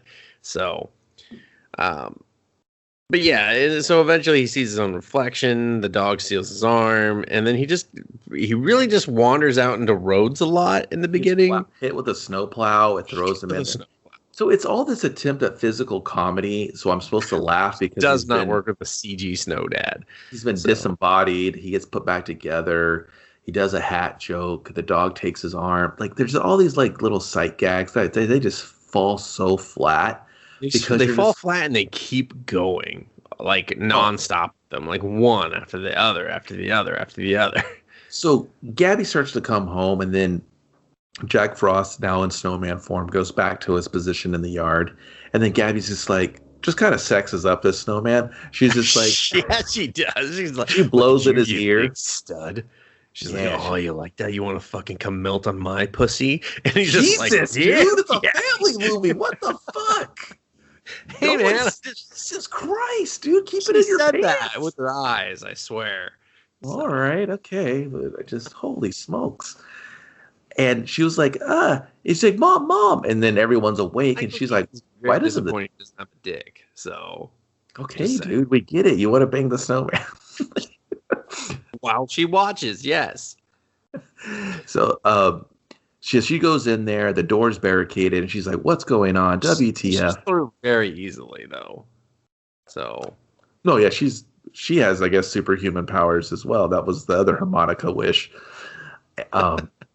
Make Mom super strong. She's got to get through this door. That's Jack Frost, too. She's a deal with super strength. She's just like, what the fuck, man? Why swear to God, if break one more fucking register at the bank, they're going to fire me. She just pulls doors off the fucking hinges. And that's all she does. So I was just like, dude, just one time. And then she's just like, all right, no more doors for me. I'm a responsible adult. She just kicks them all open now. So and then she's kind of like, what's going on? She's like, it's Dad. He's there. There's a ghost no, he says the snowman's alive. And she's just like, what the fuck? Is there a gas leak in my house? And he's just like, oh, what, Charlie? I'm Mac. I was sleeping, but not. Why are you saying such weird shit? Yeah, you're fucking weird, kid. And then it's like the next day, right? And doesn't he pull like... No, he goes town wandering. He goes wandering through the town. He's trying to figure out why he's back as a snowman. Which is it's a very good question. That never gets answered. That never gets answered. He asked for a sign, and that sign was, don't walk down the road in the middle of the fucking night, because Henry Rollins is going to murder you with his fucking Jeep. But he doesn't. He actually just stops. He freaks out because he sees a talking live snowman that knows his name, and he's like... And he keeps complimenting his coaching abilities, even though it's been a year. He's like, I hear great things. I was like, when? He could have turned into a real shit coach the last year, you know? Well, so I mean, if he's coaching Charlie, then it's probably not got a very good team. We saw the kids he's coaching, Kevin. It's fucking... It was like fucking Mighty Ducks, like, light. So... Oh, wow. Like the sixth one. What? The sixth Mighty Ducks one. Didn't know they went that high. Oh, I think they go even higher, actually. I think that it's one of those things where they just stop adding numbers after a while. They're just like, for a new generation. I was like, didn't you just do one? Shut up. New generation. But yeah, so Sid almost runs over him. And Michael Keaton's just like, okay, I guess I got my sign. It's just the next day, man. Like, I really didn't understand that scene. It doesn't tell the audience anything. It just happens, and you're kind of like, okay, is there magic? Is there magic? Like, if the devil came out of the ground and be like, hey, how do you like hell? I'd have been like, okay, yeah, thank you, movie. That was something. Thank you. I understand that, black magic. You got a small amount of time to hang out with your son before you melt away. Enjoy hell, Jack. Satan fucking the snowman body was a part of the deal, though, buddy. He's just like, hey, make a deal with the devil, read the fine print. He's like, I'll see you at the jam band on Thursday. He's like, all right, fucking Satan, you prick. Mm-hmm. So that would have explained more than anything the movie attempts to do. But anything. So it's just the next day, and fucking Charlie comes out with an extension cord and a hairdryer. And he's just like, I know you're alive, motherfucker. I saw you looking in my window, freak. I saw you trying to beat your fucking meat at my mom. All right. I saw you trying to beat your snow meat and balls. Snowballs, meat. I saw you stroking a frozen shaft of some kind. Okay? Jesus, dude, what's the details about this snowman's junk? I'm trying to paint a picture, Kevin, so people get it. All right. Courtesy of Jim Henson Studios. And then, he turns on the hairdryer, and then instantly Michael Keaton breaks character. Or not breaks character, but breaks pose, and is just like, hey, that's super dangerous. What the fuck? I'm your dad, you dumb fucking kid. And Charles is like, I can't process anything you said because I have a hairdryer on in the first place. And second of all, it would have been funny. Snowman. Like, if he just, like, punched him and been like, dude, what are you doing? That's, like, hot. And he'd be like, Dad? And he'd be like, yeah, man, like, I'm sorry I hit you, but what the hell? You're trying to burn me? Yeah, just, like, smacks it out of his hand. I was just like, something funny. Yeah, the blow dryer was just, it was weak sauce. I was like, what the fuck? So just throw a cup of hot water on him. He'd be like, you're going to pop a breaker, kid. Come on. That's not how those work. He's not going to pop a breaker. He's going to pop a breaker, dude. There's a GCI button on that. He's fine. He's not 98. Not by a sink, they don't. He's going to pop a breaker. All right? I'm just saying. So then now it's called tripping a breaker. Okay, dude. Whatever, man. Everyone knew what I was talking. No one was sitting there being like, why did he say pop a breaker? I was.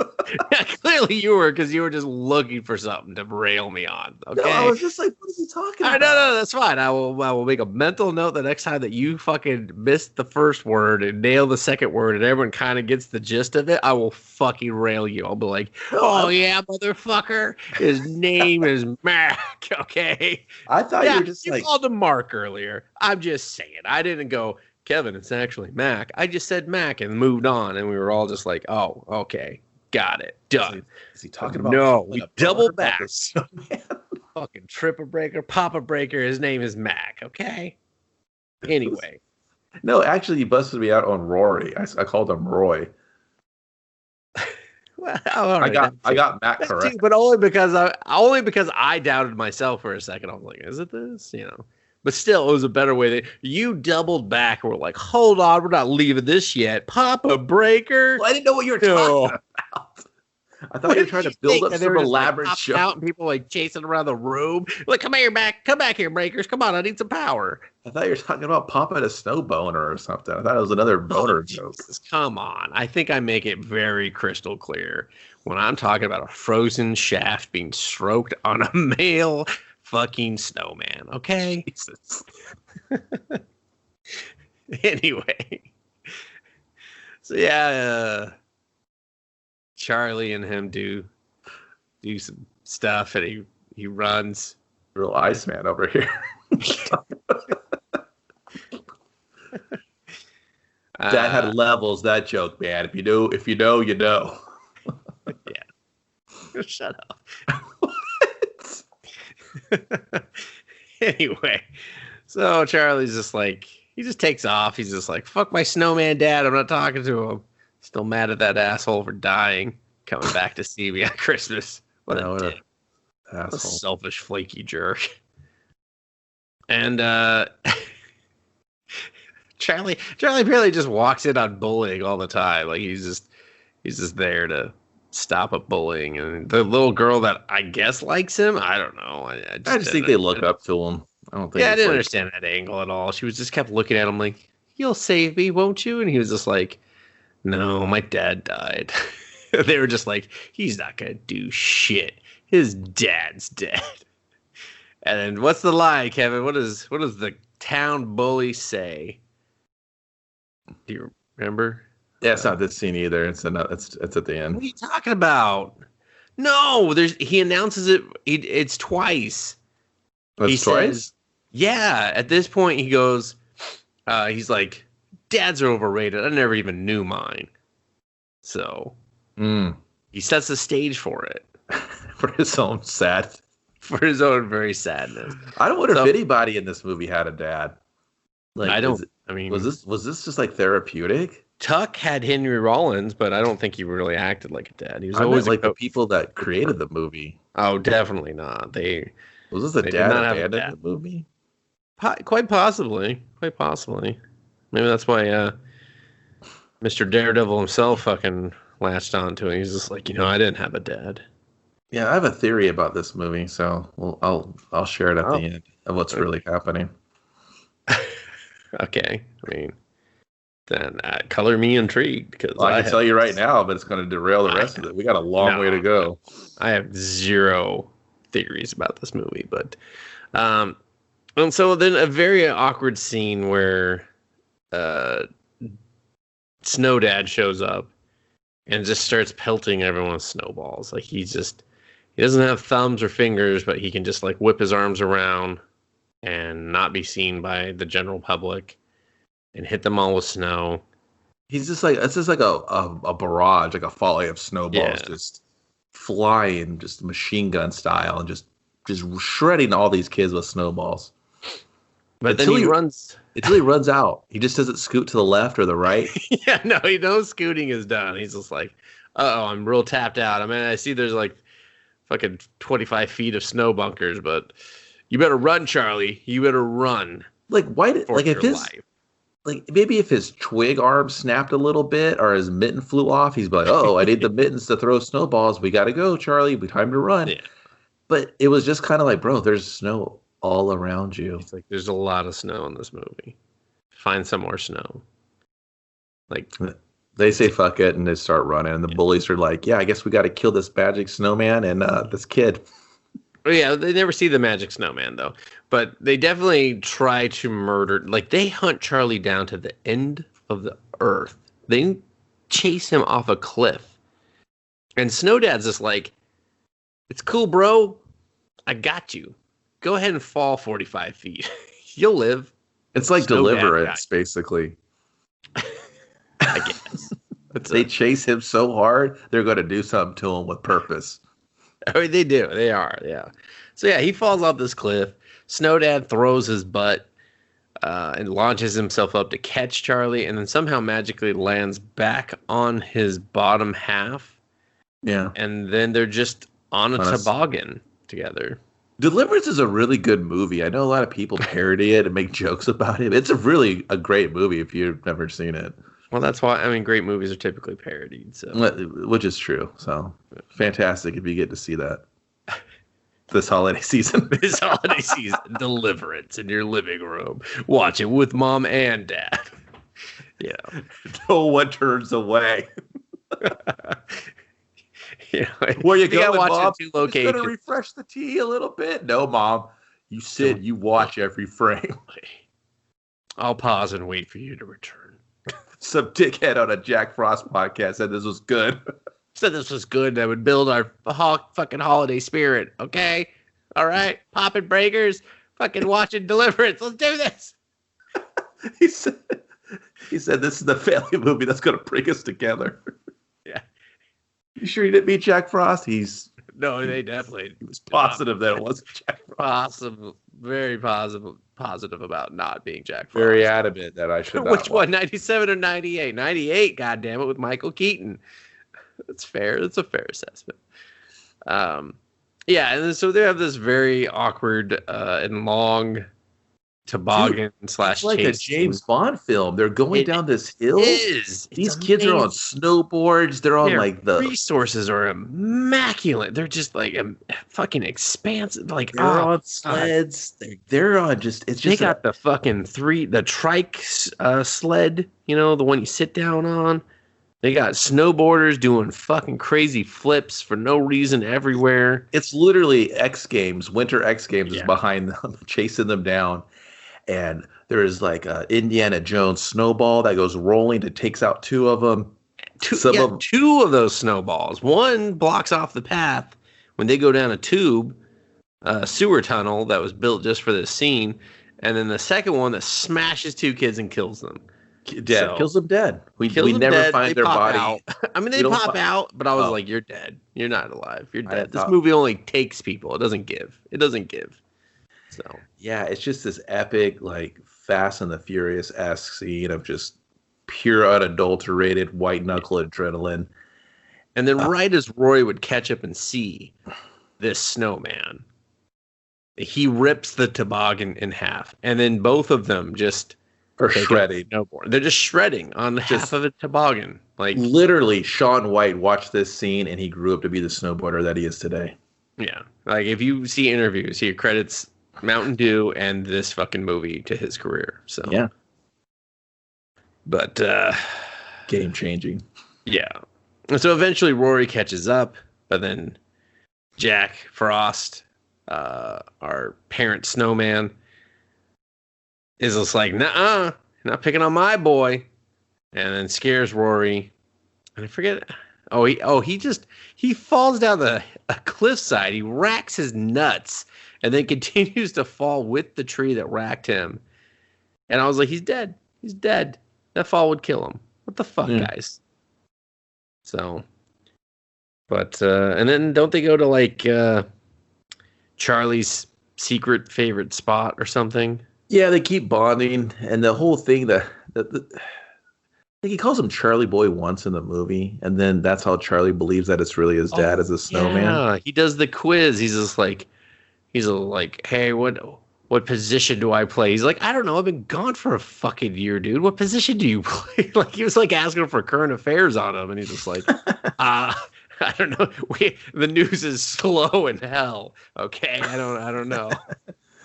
It's like, so they takes him to this this set that's supposed to be done up like a lake. It looks pretty awful. It's so weird and magic-y. It looks very Jim Henson-y. Like, yeah, you're waiting for all these Muppets to pop out from behind the log and start singing or something. Yeah, they're like, "We'll help you, Charlie. We'll help you play the hockey." And he's just like, "I don't want to learn like this." He's like, "It's okay, son. These these fairies they'll help you. You just have to give them a little taste of your soul." He's just like, "I don't want to, Dad." He's like, "It's okay, Charlie. Charlie boy. Charlie boy." He's like, that would have been cooler. It would have been way cooler. All of a sudden, we're just in Labyrinth, and you're just like, "Oh, shit, I did not see this coming. Oh, damn." I mean, that'd been something. Hey, you got to go over to the other side with me. And then he's not a snowman on the other side, but that's but Charlie is, and you're just like, "Oh." But no, still. We just hang out here, shoot the breeze, and master the J shot. And then there's a couple of gags where Charlie's launching all these rocks through his dad and not killing him.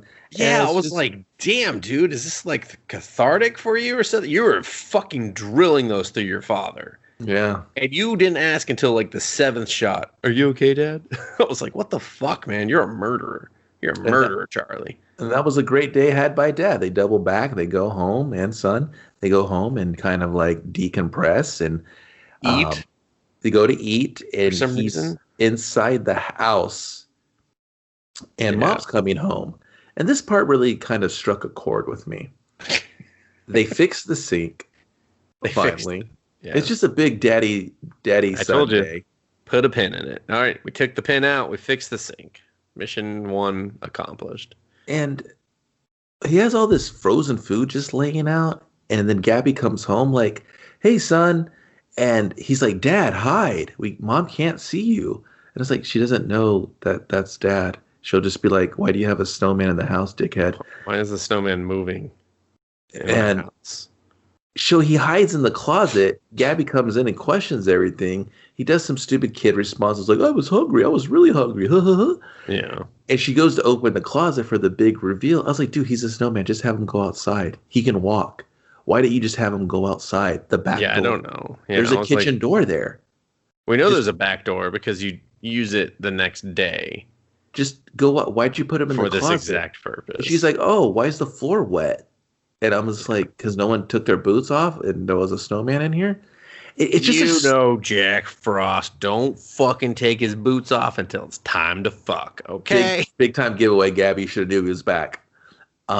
Seriously, that's the thing. It's like, it's such a stupid scene, and she mops it up, and then he sneaks out, and then that's it. No, that's the tension. No consequences. Just everything resolved. Yeah, we're just out. We're out. He just goes and pretends to be a snow, and then she goes, "Oh, I need to." She's like, "I'm working too hard," because she didn't see the snowman, and now he's back, and she's just like, "Okay, Snowman's back. Wasn't there before. All right. And Charlie's that's being it. And he weird. just stays there in the fucking yard all night. And I was like, what? Yeah, Charlie's being weird. I think we go to the scene where he's trying to watch TV through the window with him, right? Yeah. Yeah. And basically, just because this is kind of just the same thing over and over. Yeah. Gabby goes to Mac and she's like, "Hey, I really want you to talk to Charlie. I think he needs like a man-to-man conversation. I think and because he's clearly acting weird. Gabby knows he's acting weird. He's kind of bringing up the dad, the snowman. And this is where I put this together in my head. This movie is about like depression and mental like health, right? Because in a way, Charlie has really lost a big part of his life, and he's he's putting it on the snowman. That's the thing he had with his father. He had, because it unfortunately the movie wants to use the snowman instead of the harmonica. I thought he was going to put the harmonica in his mouth as on the snowman, and then that kind of brought him to life, right? The love of I the totally item. thought that's what was going to happen too. But they just weird transition to him in bed playing it. I was like, oh, yeah, he'd have been like, there you go, Dad. You're always playing the blues, or whatever, and then cool dad snowman to the end. And I thought that was going to bring him to life. That was like the frosty hat that turns them alive, right? Yeah. I thought it was going to be the harmonica because that's the love that they share. That's something that they focused on. And then it didn't do that. But yet Charlie's still depressed and he can't get over it. And there's no closure for him, like you said. And there's no they don't listen to the dad's music at this time of year. Like I don't think he's dealing with it. And it feels like he's in hell. So I was like, well, maybe he's just visualizing what it would be like if his dad was alive through that snowman, through these moments. And this is all in his head is what I was kind of thinking. I was like, this is just, he's got serious mental health issues. His mom won't acknowledge it. She's just like, do you need help, Charlie? What's wrong? Like, he needs help. Like, he quit the team. He's not hanging out with his friends. He's, you know what I mean? He's isolating himself. Dropped. Yeah. He's like, all these horrible, depressing things are pulling him down after the loss of his dad. And like the snowman thing, well, he's like, you got to be the man of the house, Charlie, at that moment. And he tries to shovel the walk by himself, but he's not strong enough to deal with it. He's not strong enough to be the man. He's lost. He has no direction. And you're just like, is that what this movie is about? And it's more sad than a family film. It's more of like, but I was like, what the fuck is this movie trying to teach me? What is it trying to show me? The thing is, like, with so many people having written it and rewritten it, I imagine at some point it was about that, where it was kind of like, oh, okay. Like, maybe the snowman thing's all in his head. But then they were like, we got Jim Henson to design the snowman.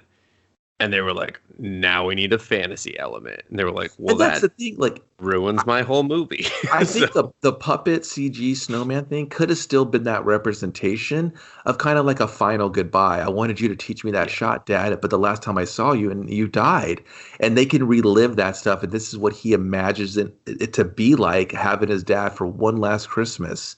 And then maybe he settles with that and he kind of has that closure and he can get over it now. Or that's what I kind of thought was happening. It's like a just kind of a little dark, a little morbid, but it's about a family loss because there's no bad guy. Jack Frost is in all senses of the word, he's a pretty great dad, So yeah. Well, I mean, especially for like a cool dad band guy who's touring and stuff, is still making the effort to come home and. Right. It wasn't like it's like he skipped out on his family, came home drunk, doesn't understand his kid because his kid's not good at hockey. He's like, oh, I'm good at music. You should be good at hockey. You're not my kid. You don't get anything like that. He's just a dad trying to chase his dreams for himself and his family and better everyone. All the relationships are good.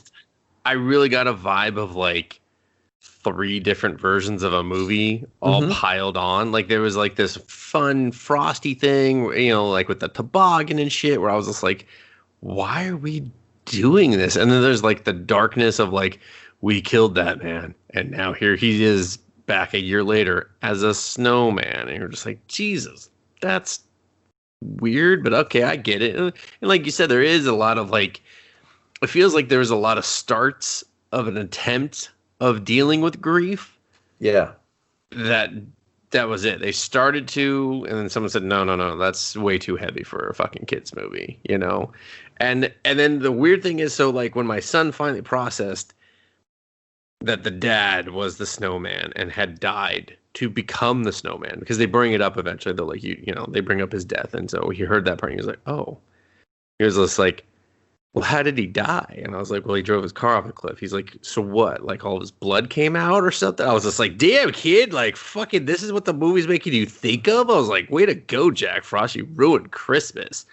So I was just like, yeah, let's not focus on that part. Okay, it was just magic made him a snowman. And yeah, I'm just going to roll with that because holy shit, this is really actually kind of hard to explain to a child. Is just like, why is a dead man a snowman now? And you're like, oh. Well, because like slowly in the movie, Charlie starts pushing his friends away. Like he quits the team. He doesn't hang out with his friends. And he's literally obsessively spending time with the snowman.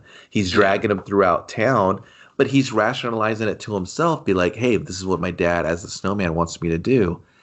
And he was like, my dad would want to see me in this game. My dad brought my love for hockey back. My dad said, don't give up on your dreams, because he never gave up on his dreams. You know, stuff like that, right? Yeah. And it's like, it's really super pitiful.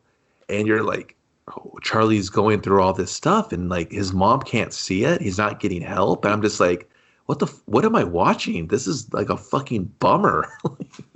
It is, but it's like not, because they don't really, I don't know. They just don't go deep enough for it to be. I think like it's there. Mega bummer. Yeah, I mean, no, it's definitely there. Like, yeah, he has all the telltale signs of depression and grief and just like extended mourning because his dad died at a young age for him. So you know, it's just yeah. And then so we just start going through all the pins, like the pin of like, okay, we fixed the sink. Okay, we taught him the shot. Okay, now he's got to see his hockey game. And this shit is just weird, because I don't know if you noticed, Kevin, they use the news, like they try to be sneaky with it and be like, okay, so we had Sid on the television talking about how we saw a snowman moving around.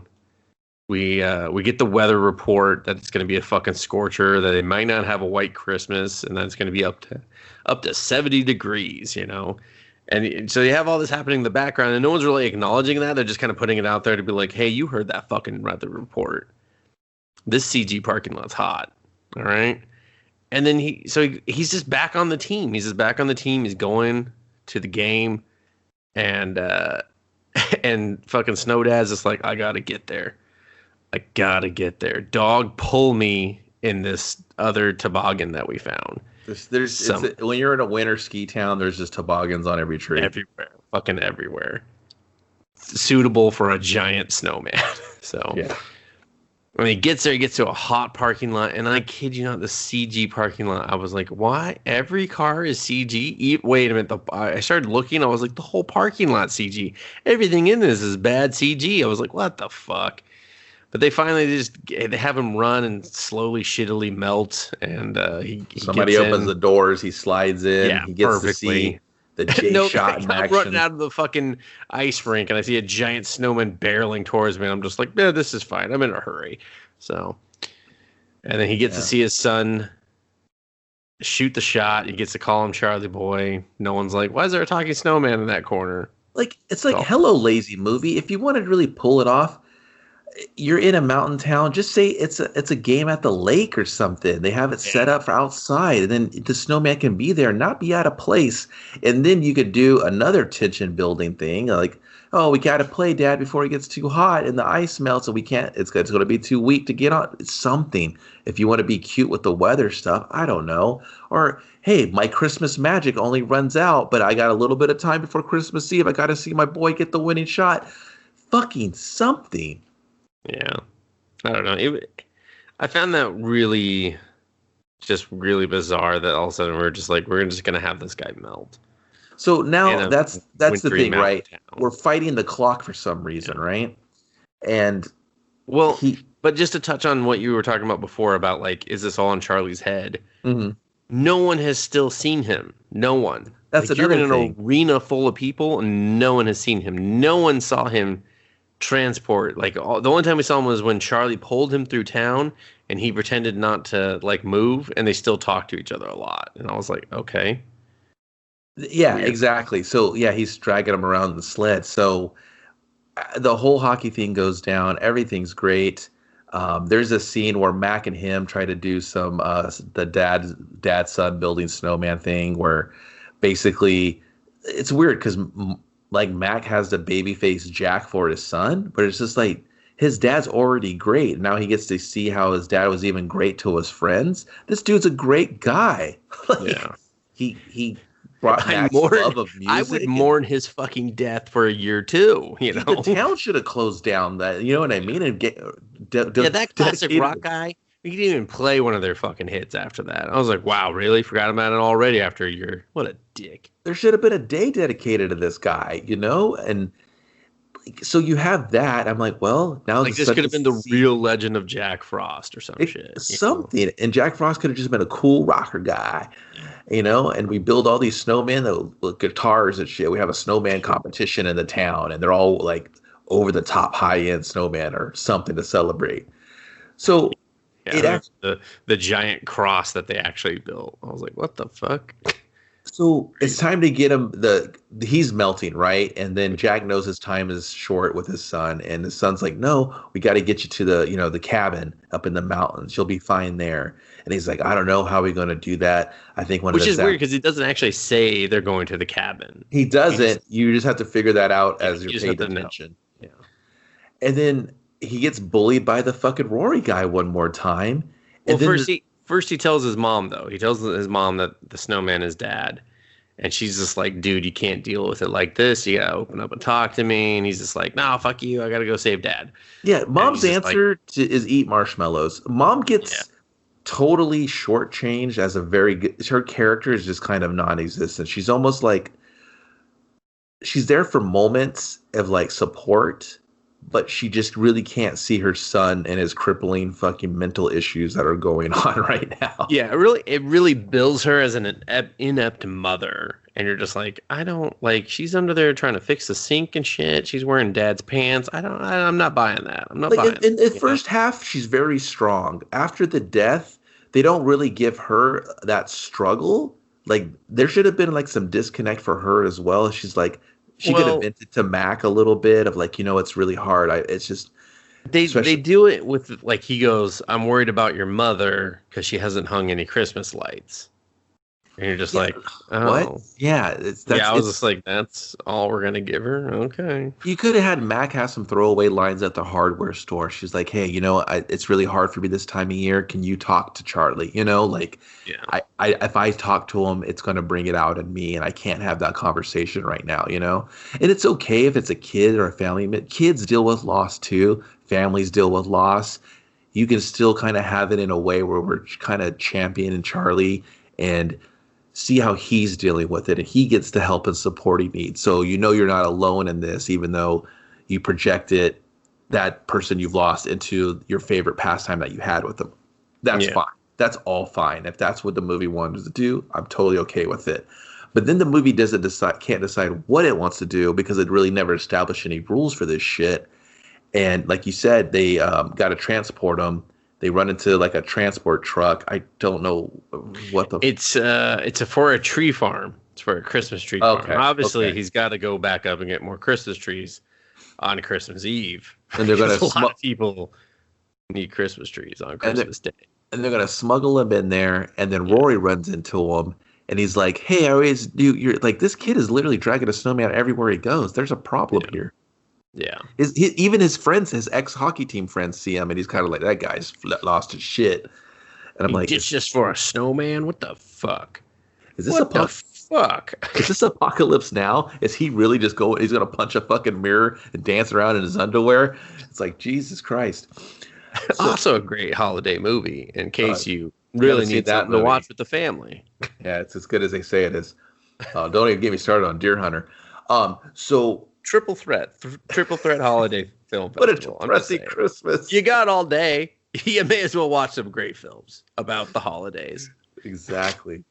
And then Rory sees the snowman talk. Yeah, well, that's because he's talking shit towards Charlie. And but this whole movie, dude. Yeah. The movie's just like, it did its best to hide it, and now Michael Keaton's burying the kid? And I'm like, what?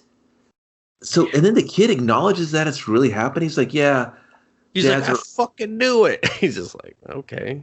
And the kid's all pro dad. He's like, yeah, man, you got a great dad in the snowman. I wish I had a dad. And I'm like, fuck, now I got to feel bad for this kid too? No, it's even worse than that, Kevin, because he's like, hey, can you help me out? Because you know what it's like not to have a dad too. Yeah. And he was like, yeah, it sucks. And I was like, the fuck is, like, really? You're going to play that fucking card against this kid who's never even known his dad? It's not the land of misfit toys. It's the land with no dads. It's a land of fucking deadbeat dead or other fucking lost fathers. Dude, so. Yeah. I was just kind of like, holy shit, man.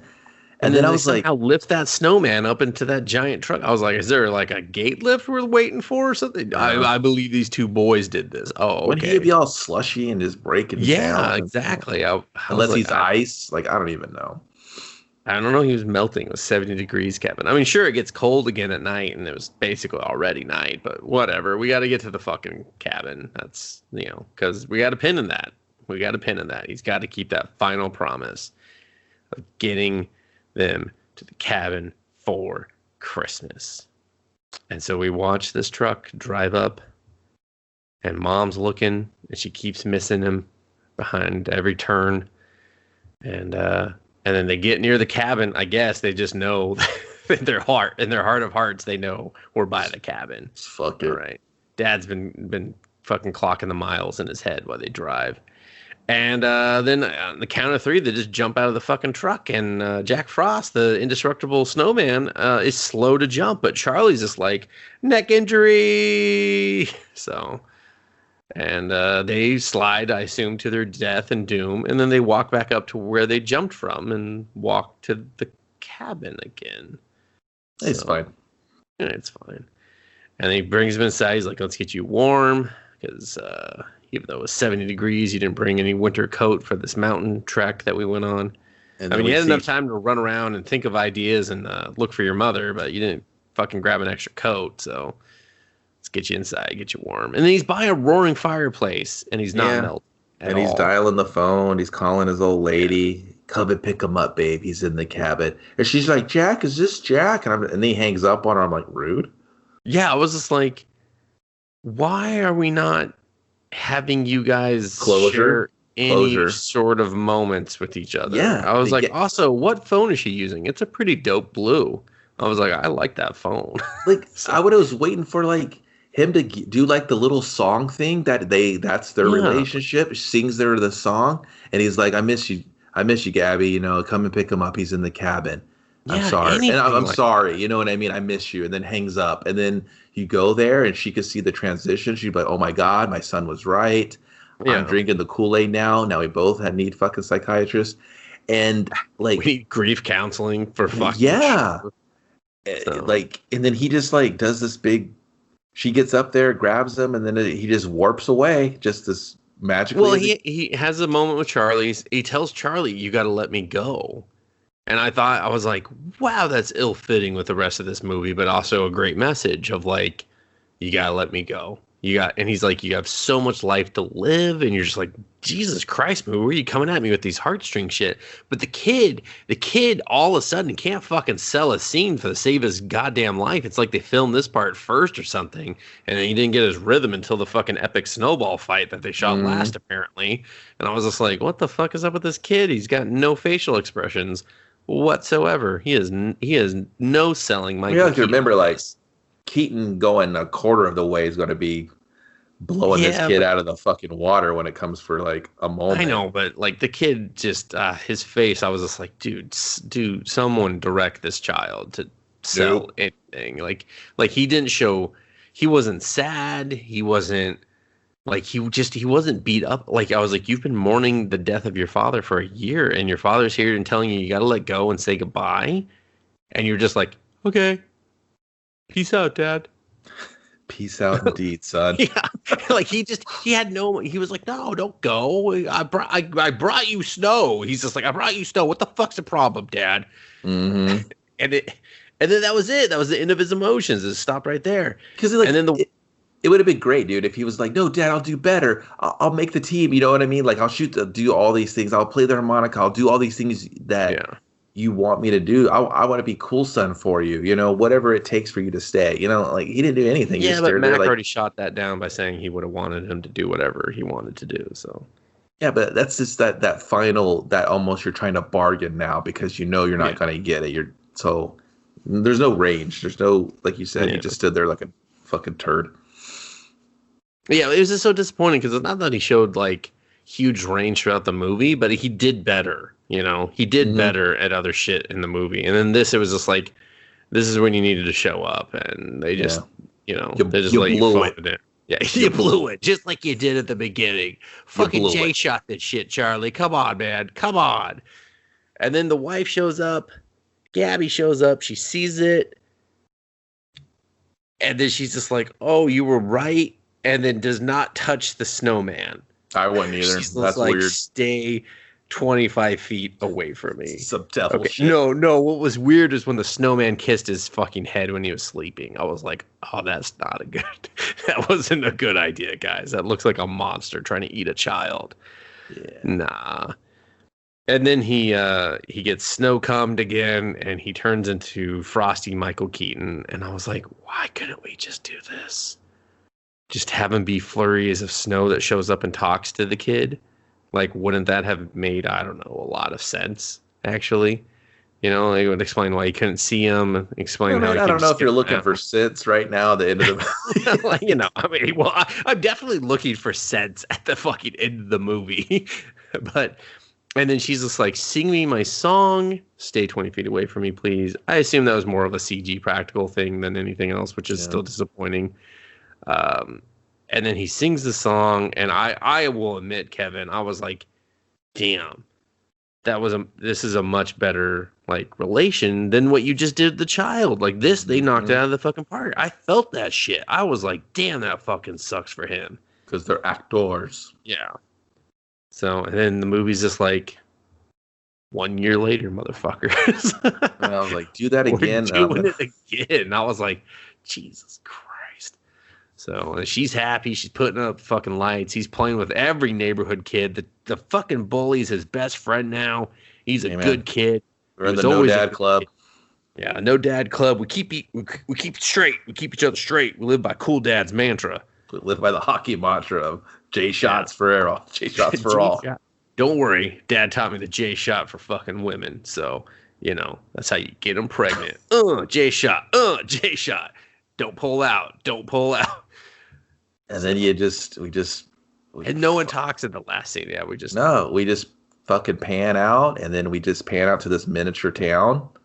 And there's a snowplow just driving through, and everyone's got a snowman in their yard. Everyone's got a snowman in their yard, and I was like, is that a sequel where the snowman army comes and takes over the town and just rips them from limb to limb? Souls of this town.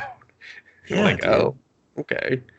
Yeah, it was a really weird ending, too. They were just like, okay. And I thought, like, oh, we're going to roll credits and keep watching. And then it was just like, nah, we faded to black real quick. And I was like, oh, yeah, okay. Man, like, I thought he was going to just, like, play hockey, do the J shot, burn a couple of kids on the J shot. And then he kind of looks over, the snowman gives him the thumbs up and a wink. And I've been like, oh, okay, sequel. Or thanks, what a closure. He's still with them, even though he let it go, Yeah. He's still in your thoughts. You can think about him and, miss him whenever you want. You're not wrecked by it. And that's Jack Frost, everyone. That's Jack Frost 1998 with Michael Keaton, Kelly Preston. It is the prime example of when writers come in after other writers to try to make something better, to construct a narrative, whatever they had to do to beef this up, rewrites. Yeah, well, I'm sure it was like, okay, we had this one vision. Okay, we've changed directions. You need to add these elements. It felt like he's just like every writer that came after just had to add new elements. Right. Keep the other elements because they were like, no, we're not reshooting everything. So yeah, the studio was probably like, hey, we want this. There's not enough this, but we need a little bit more of this. We need like a 40-minute rock scene to open it up, but we also want to have a heartwarming family. There's really no opposition. There's no bad guy. We just kind of have a bully, but it's more about bonding. And you're like, but we want to bank a snowman in there. Well, and we make the bully a good guy at the end, all because he had no dad. That was it. All he had to be is like, yeah, not having a dad sucks. And it was just like, now he's a good guy. Well, yeah, because, okay. Horrible redemption arc. Yeah, it's just unfortunately a series just of events that happen. And there just happened to be, like, it's so weird. It's so clumsy. Like, I think when he becomes a snowman, the movie just really just goes to shit. Like, if it would have stayed like a family movie of him trying to make choices to better his family while not losing the faith that they have instilled in him, I would have been like, okay, that's your movie. He doesn't go to the thing. He spends it with his family. His family appreciates it. Maybe his family takes turns sacrificing things that they love for each other, and that's how it brings them closer. But you put this fucking snowman angle in here, and it goes all to shit. Well, and it's like what? My thing is like, why did you have to kill him though? You could have just had the boy wish for his father to be more a part of his life and to not be selfish, and then he just wakes up as a snowman. And then it's like family hijinks, because it's like the mom's like, listen, I can't, bang your father. He's a snowman. I need you to wish him back. And the boy's like, no, dad fucking wronged me. He needs to learn his lesson. Yeah, just the classic body switch movie, like just Shaggy Dog this shit, Sometimes he's a snowman, sometimes he's a man, like whatever. But it's just like, it's the whole, he's returning on the anniversary of his death to kind of fulfill his promises that weren't even that big of promises, they were real bullshit, like a sink, a J shot, and a hockey game. And the cabin, it's like these 4 things. I'm like, really? That's like whatever, man. I don't know the rules, man, but I think the movie didn't want to. I just think it was 3 different movies that just got mashed together, and they kind of wanted a little bit from everything, and nothing really stood out. And then that's just why it ran so long. The motivations, it's just like I didn't really feel anything. I was just like, well, I felt bad. I felt sorry for the kid because the kid came off pitiful for what I thought he was going through. I was like, is this cool dad as a kid, and he's remembering his dad abandoning him, and he's using it as a snowman? Is this like a movie in a movie? Is this meta? Like, what do I want? And then I was like, well, it's just this kid's he's got mental issues now. He needs help, and I felt bad for him because that's what I thought he was going through. And then the movie's like, no, man, this other guy can see it too. And I was like, maybe he's got issues. Maybe there's a gas leak that's affecting this town.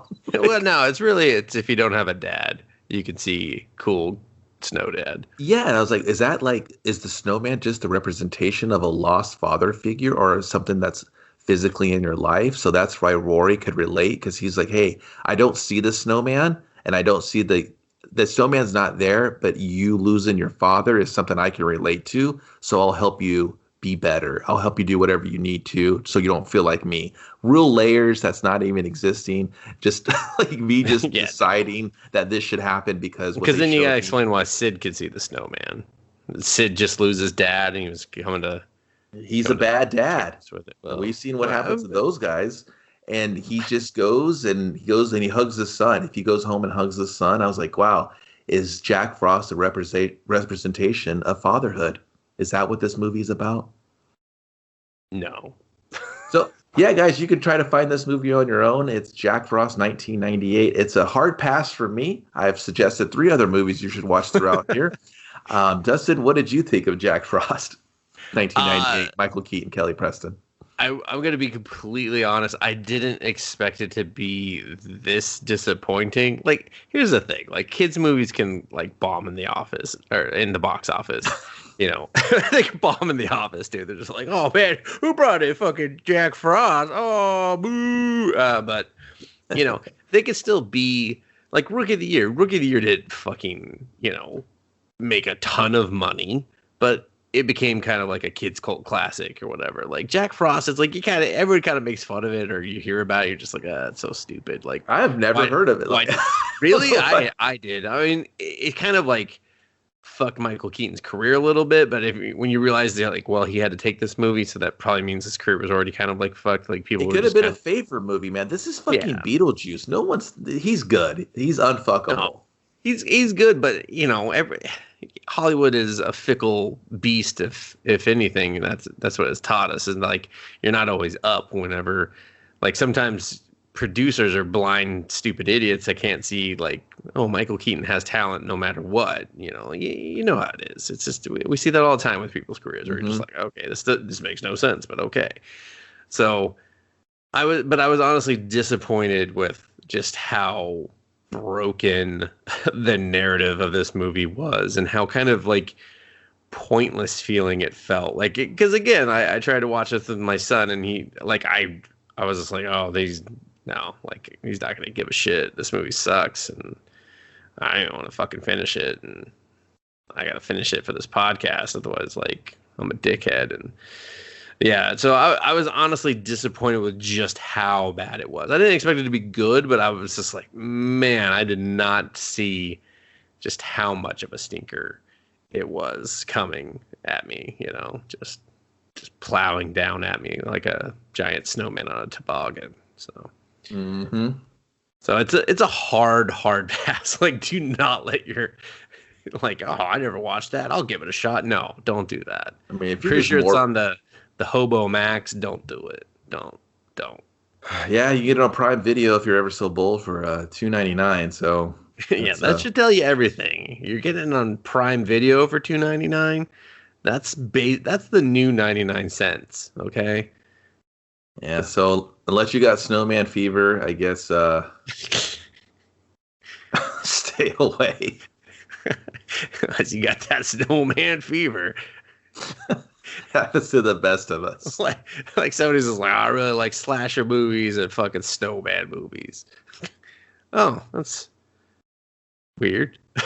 Yeah, I got that snowman fever. I don't know, Dustin. I just know this is one of the taglines. He's the world's coolest dad, and he's gonna prove it. I mean, he fucking is and does, okay? That tagline is accurate.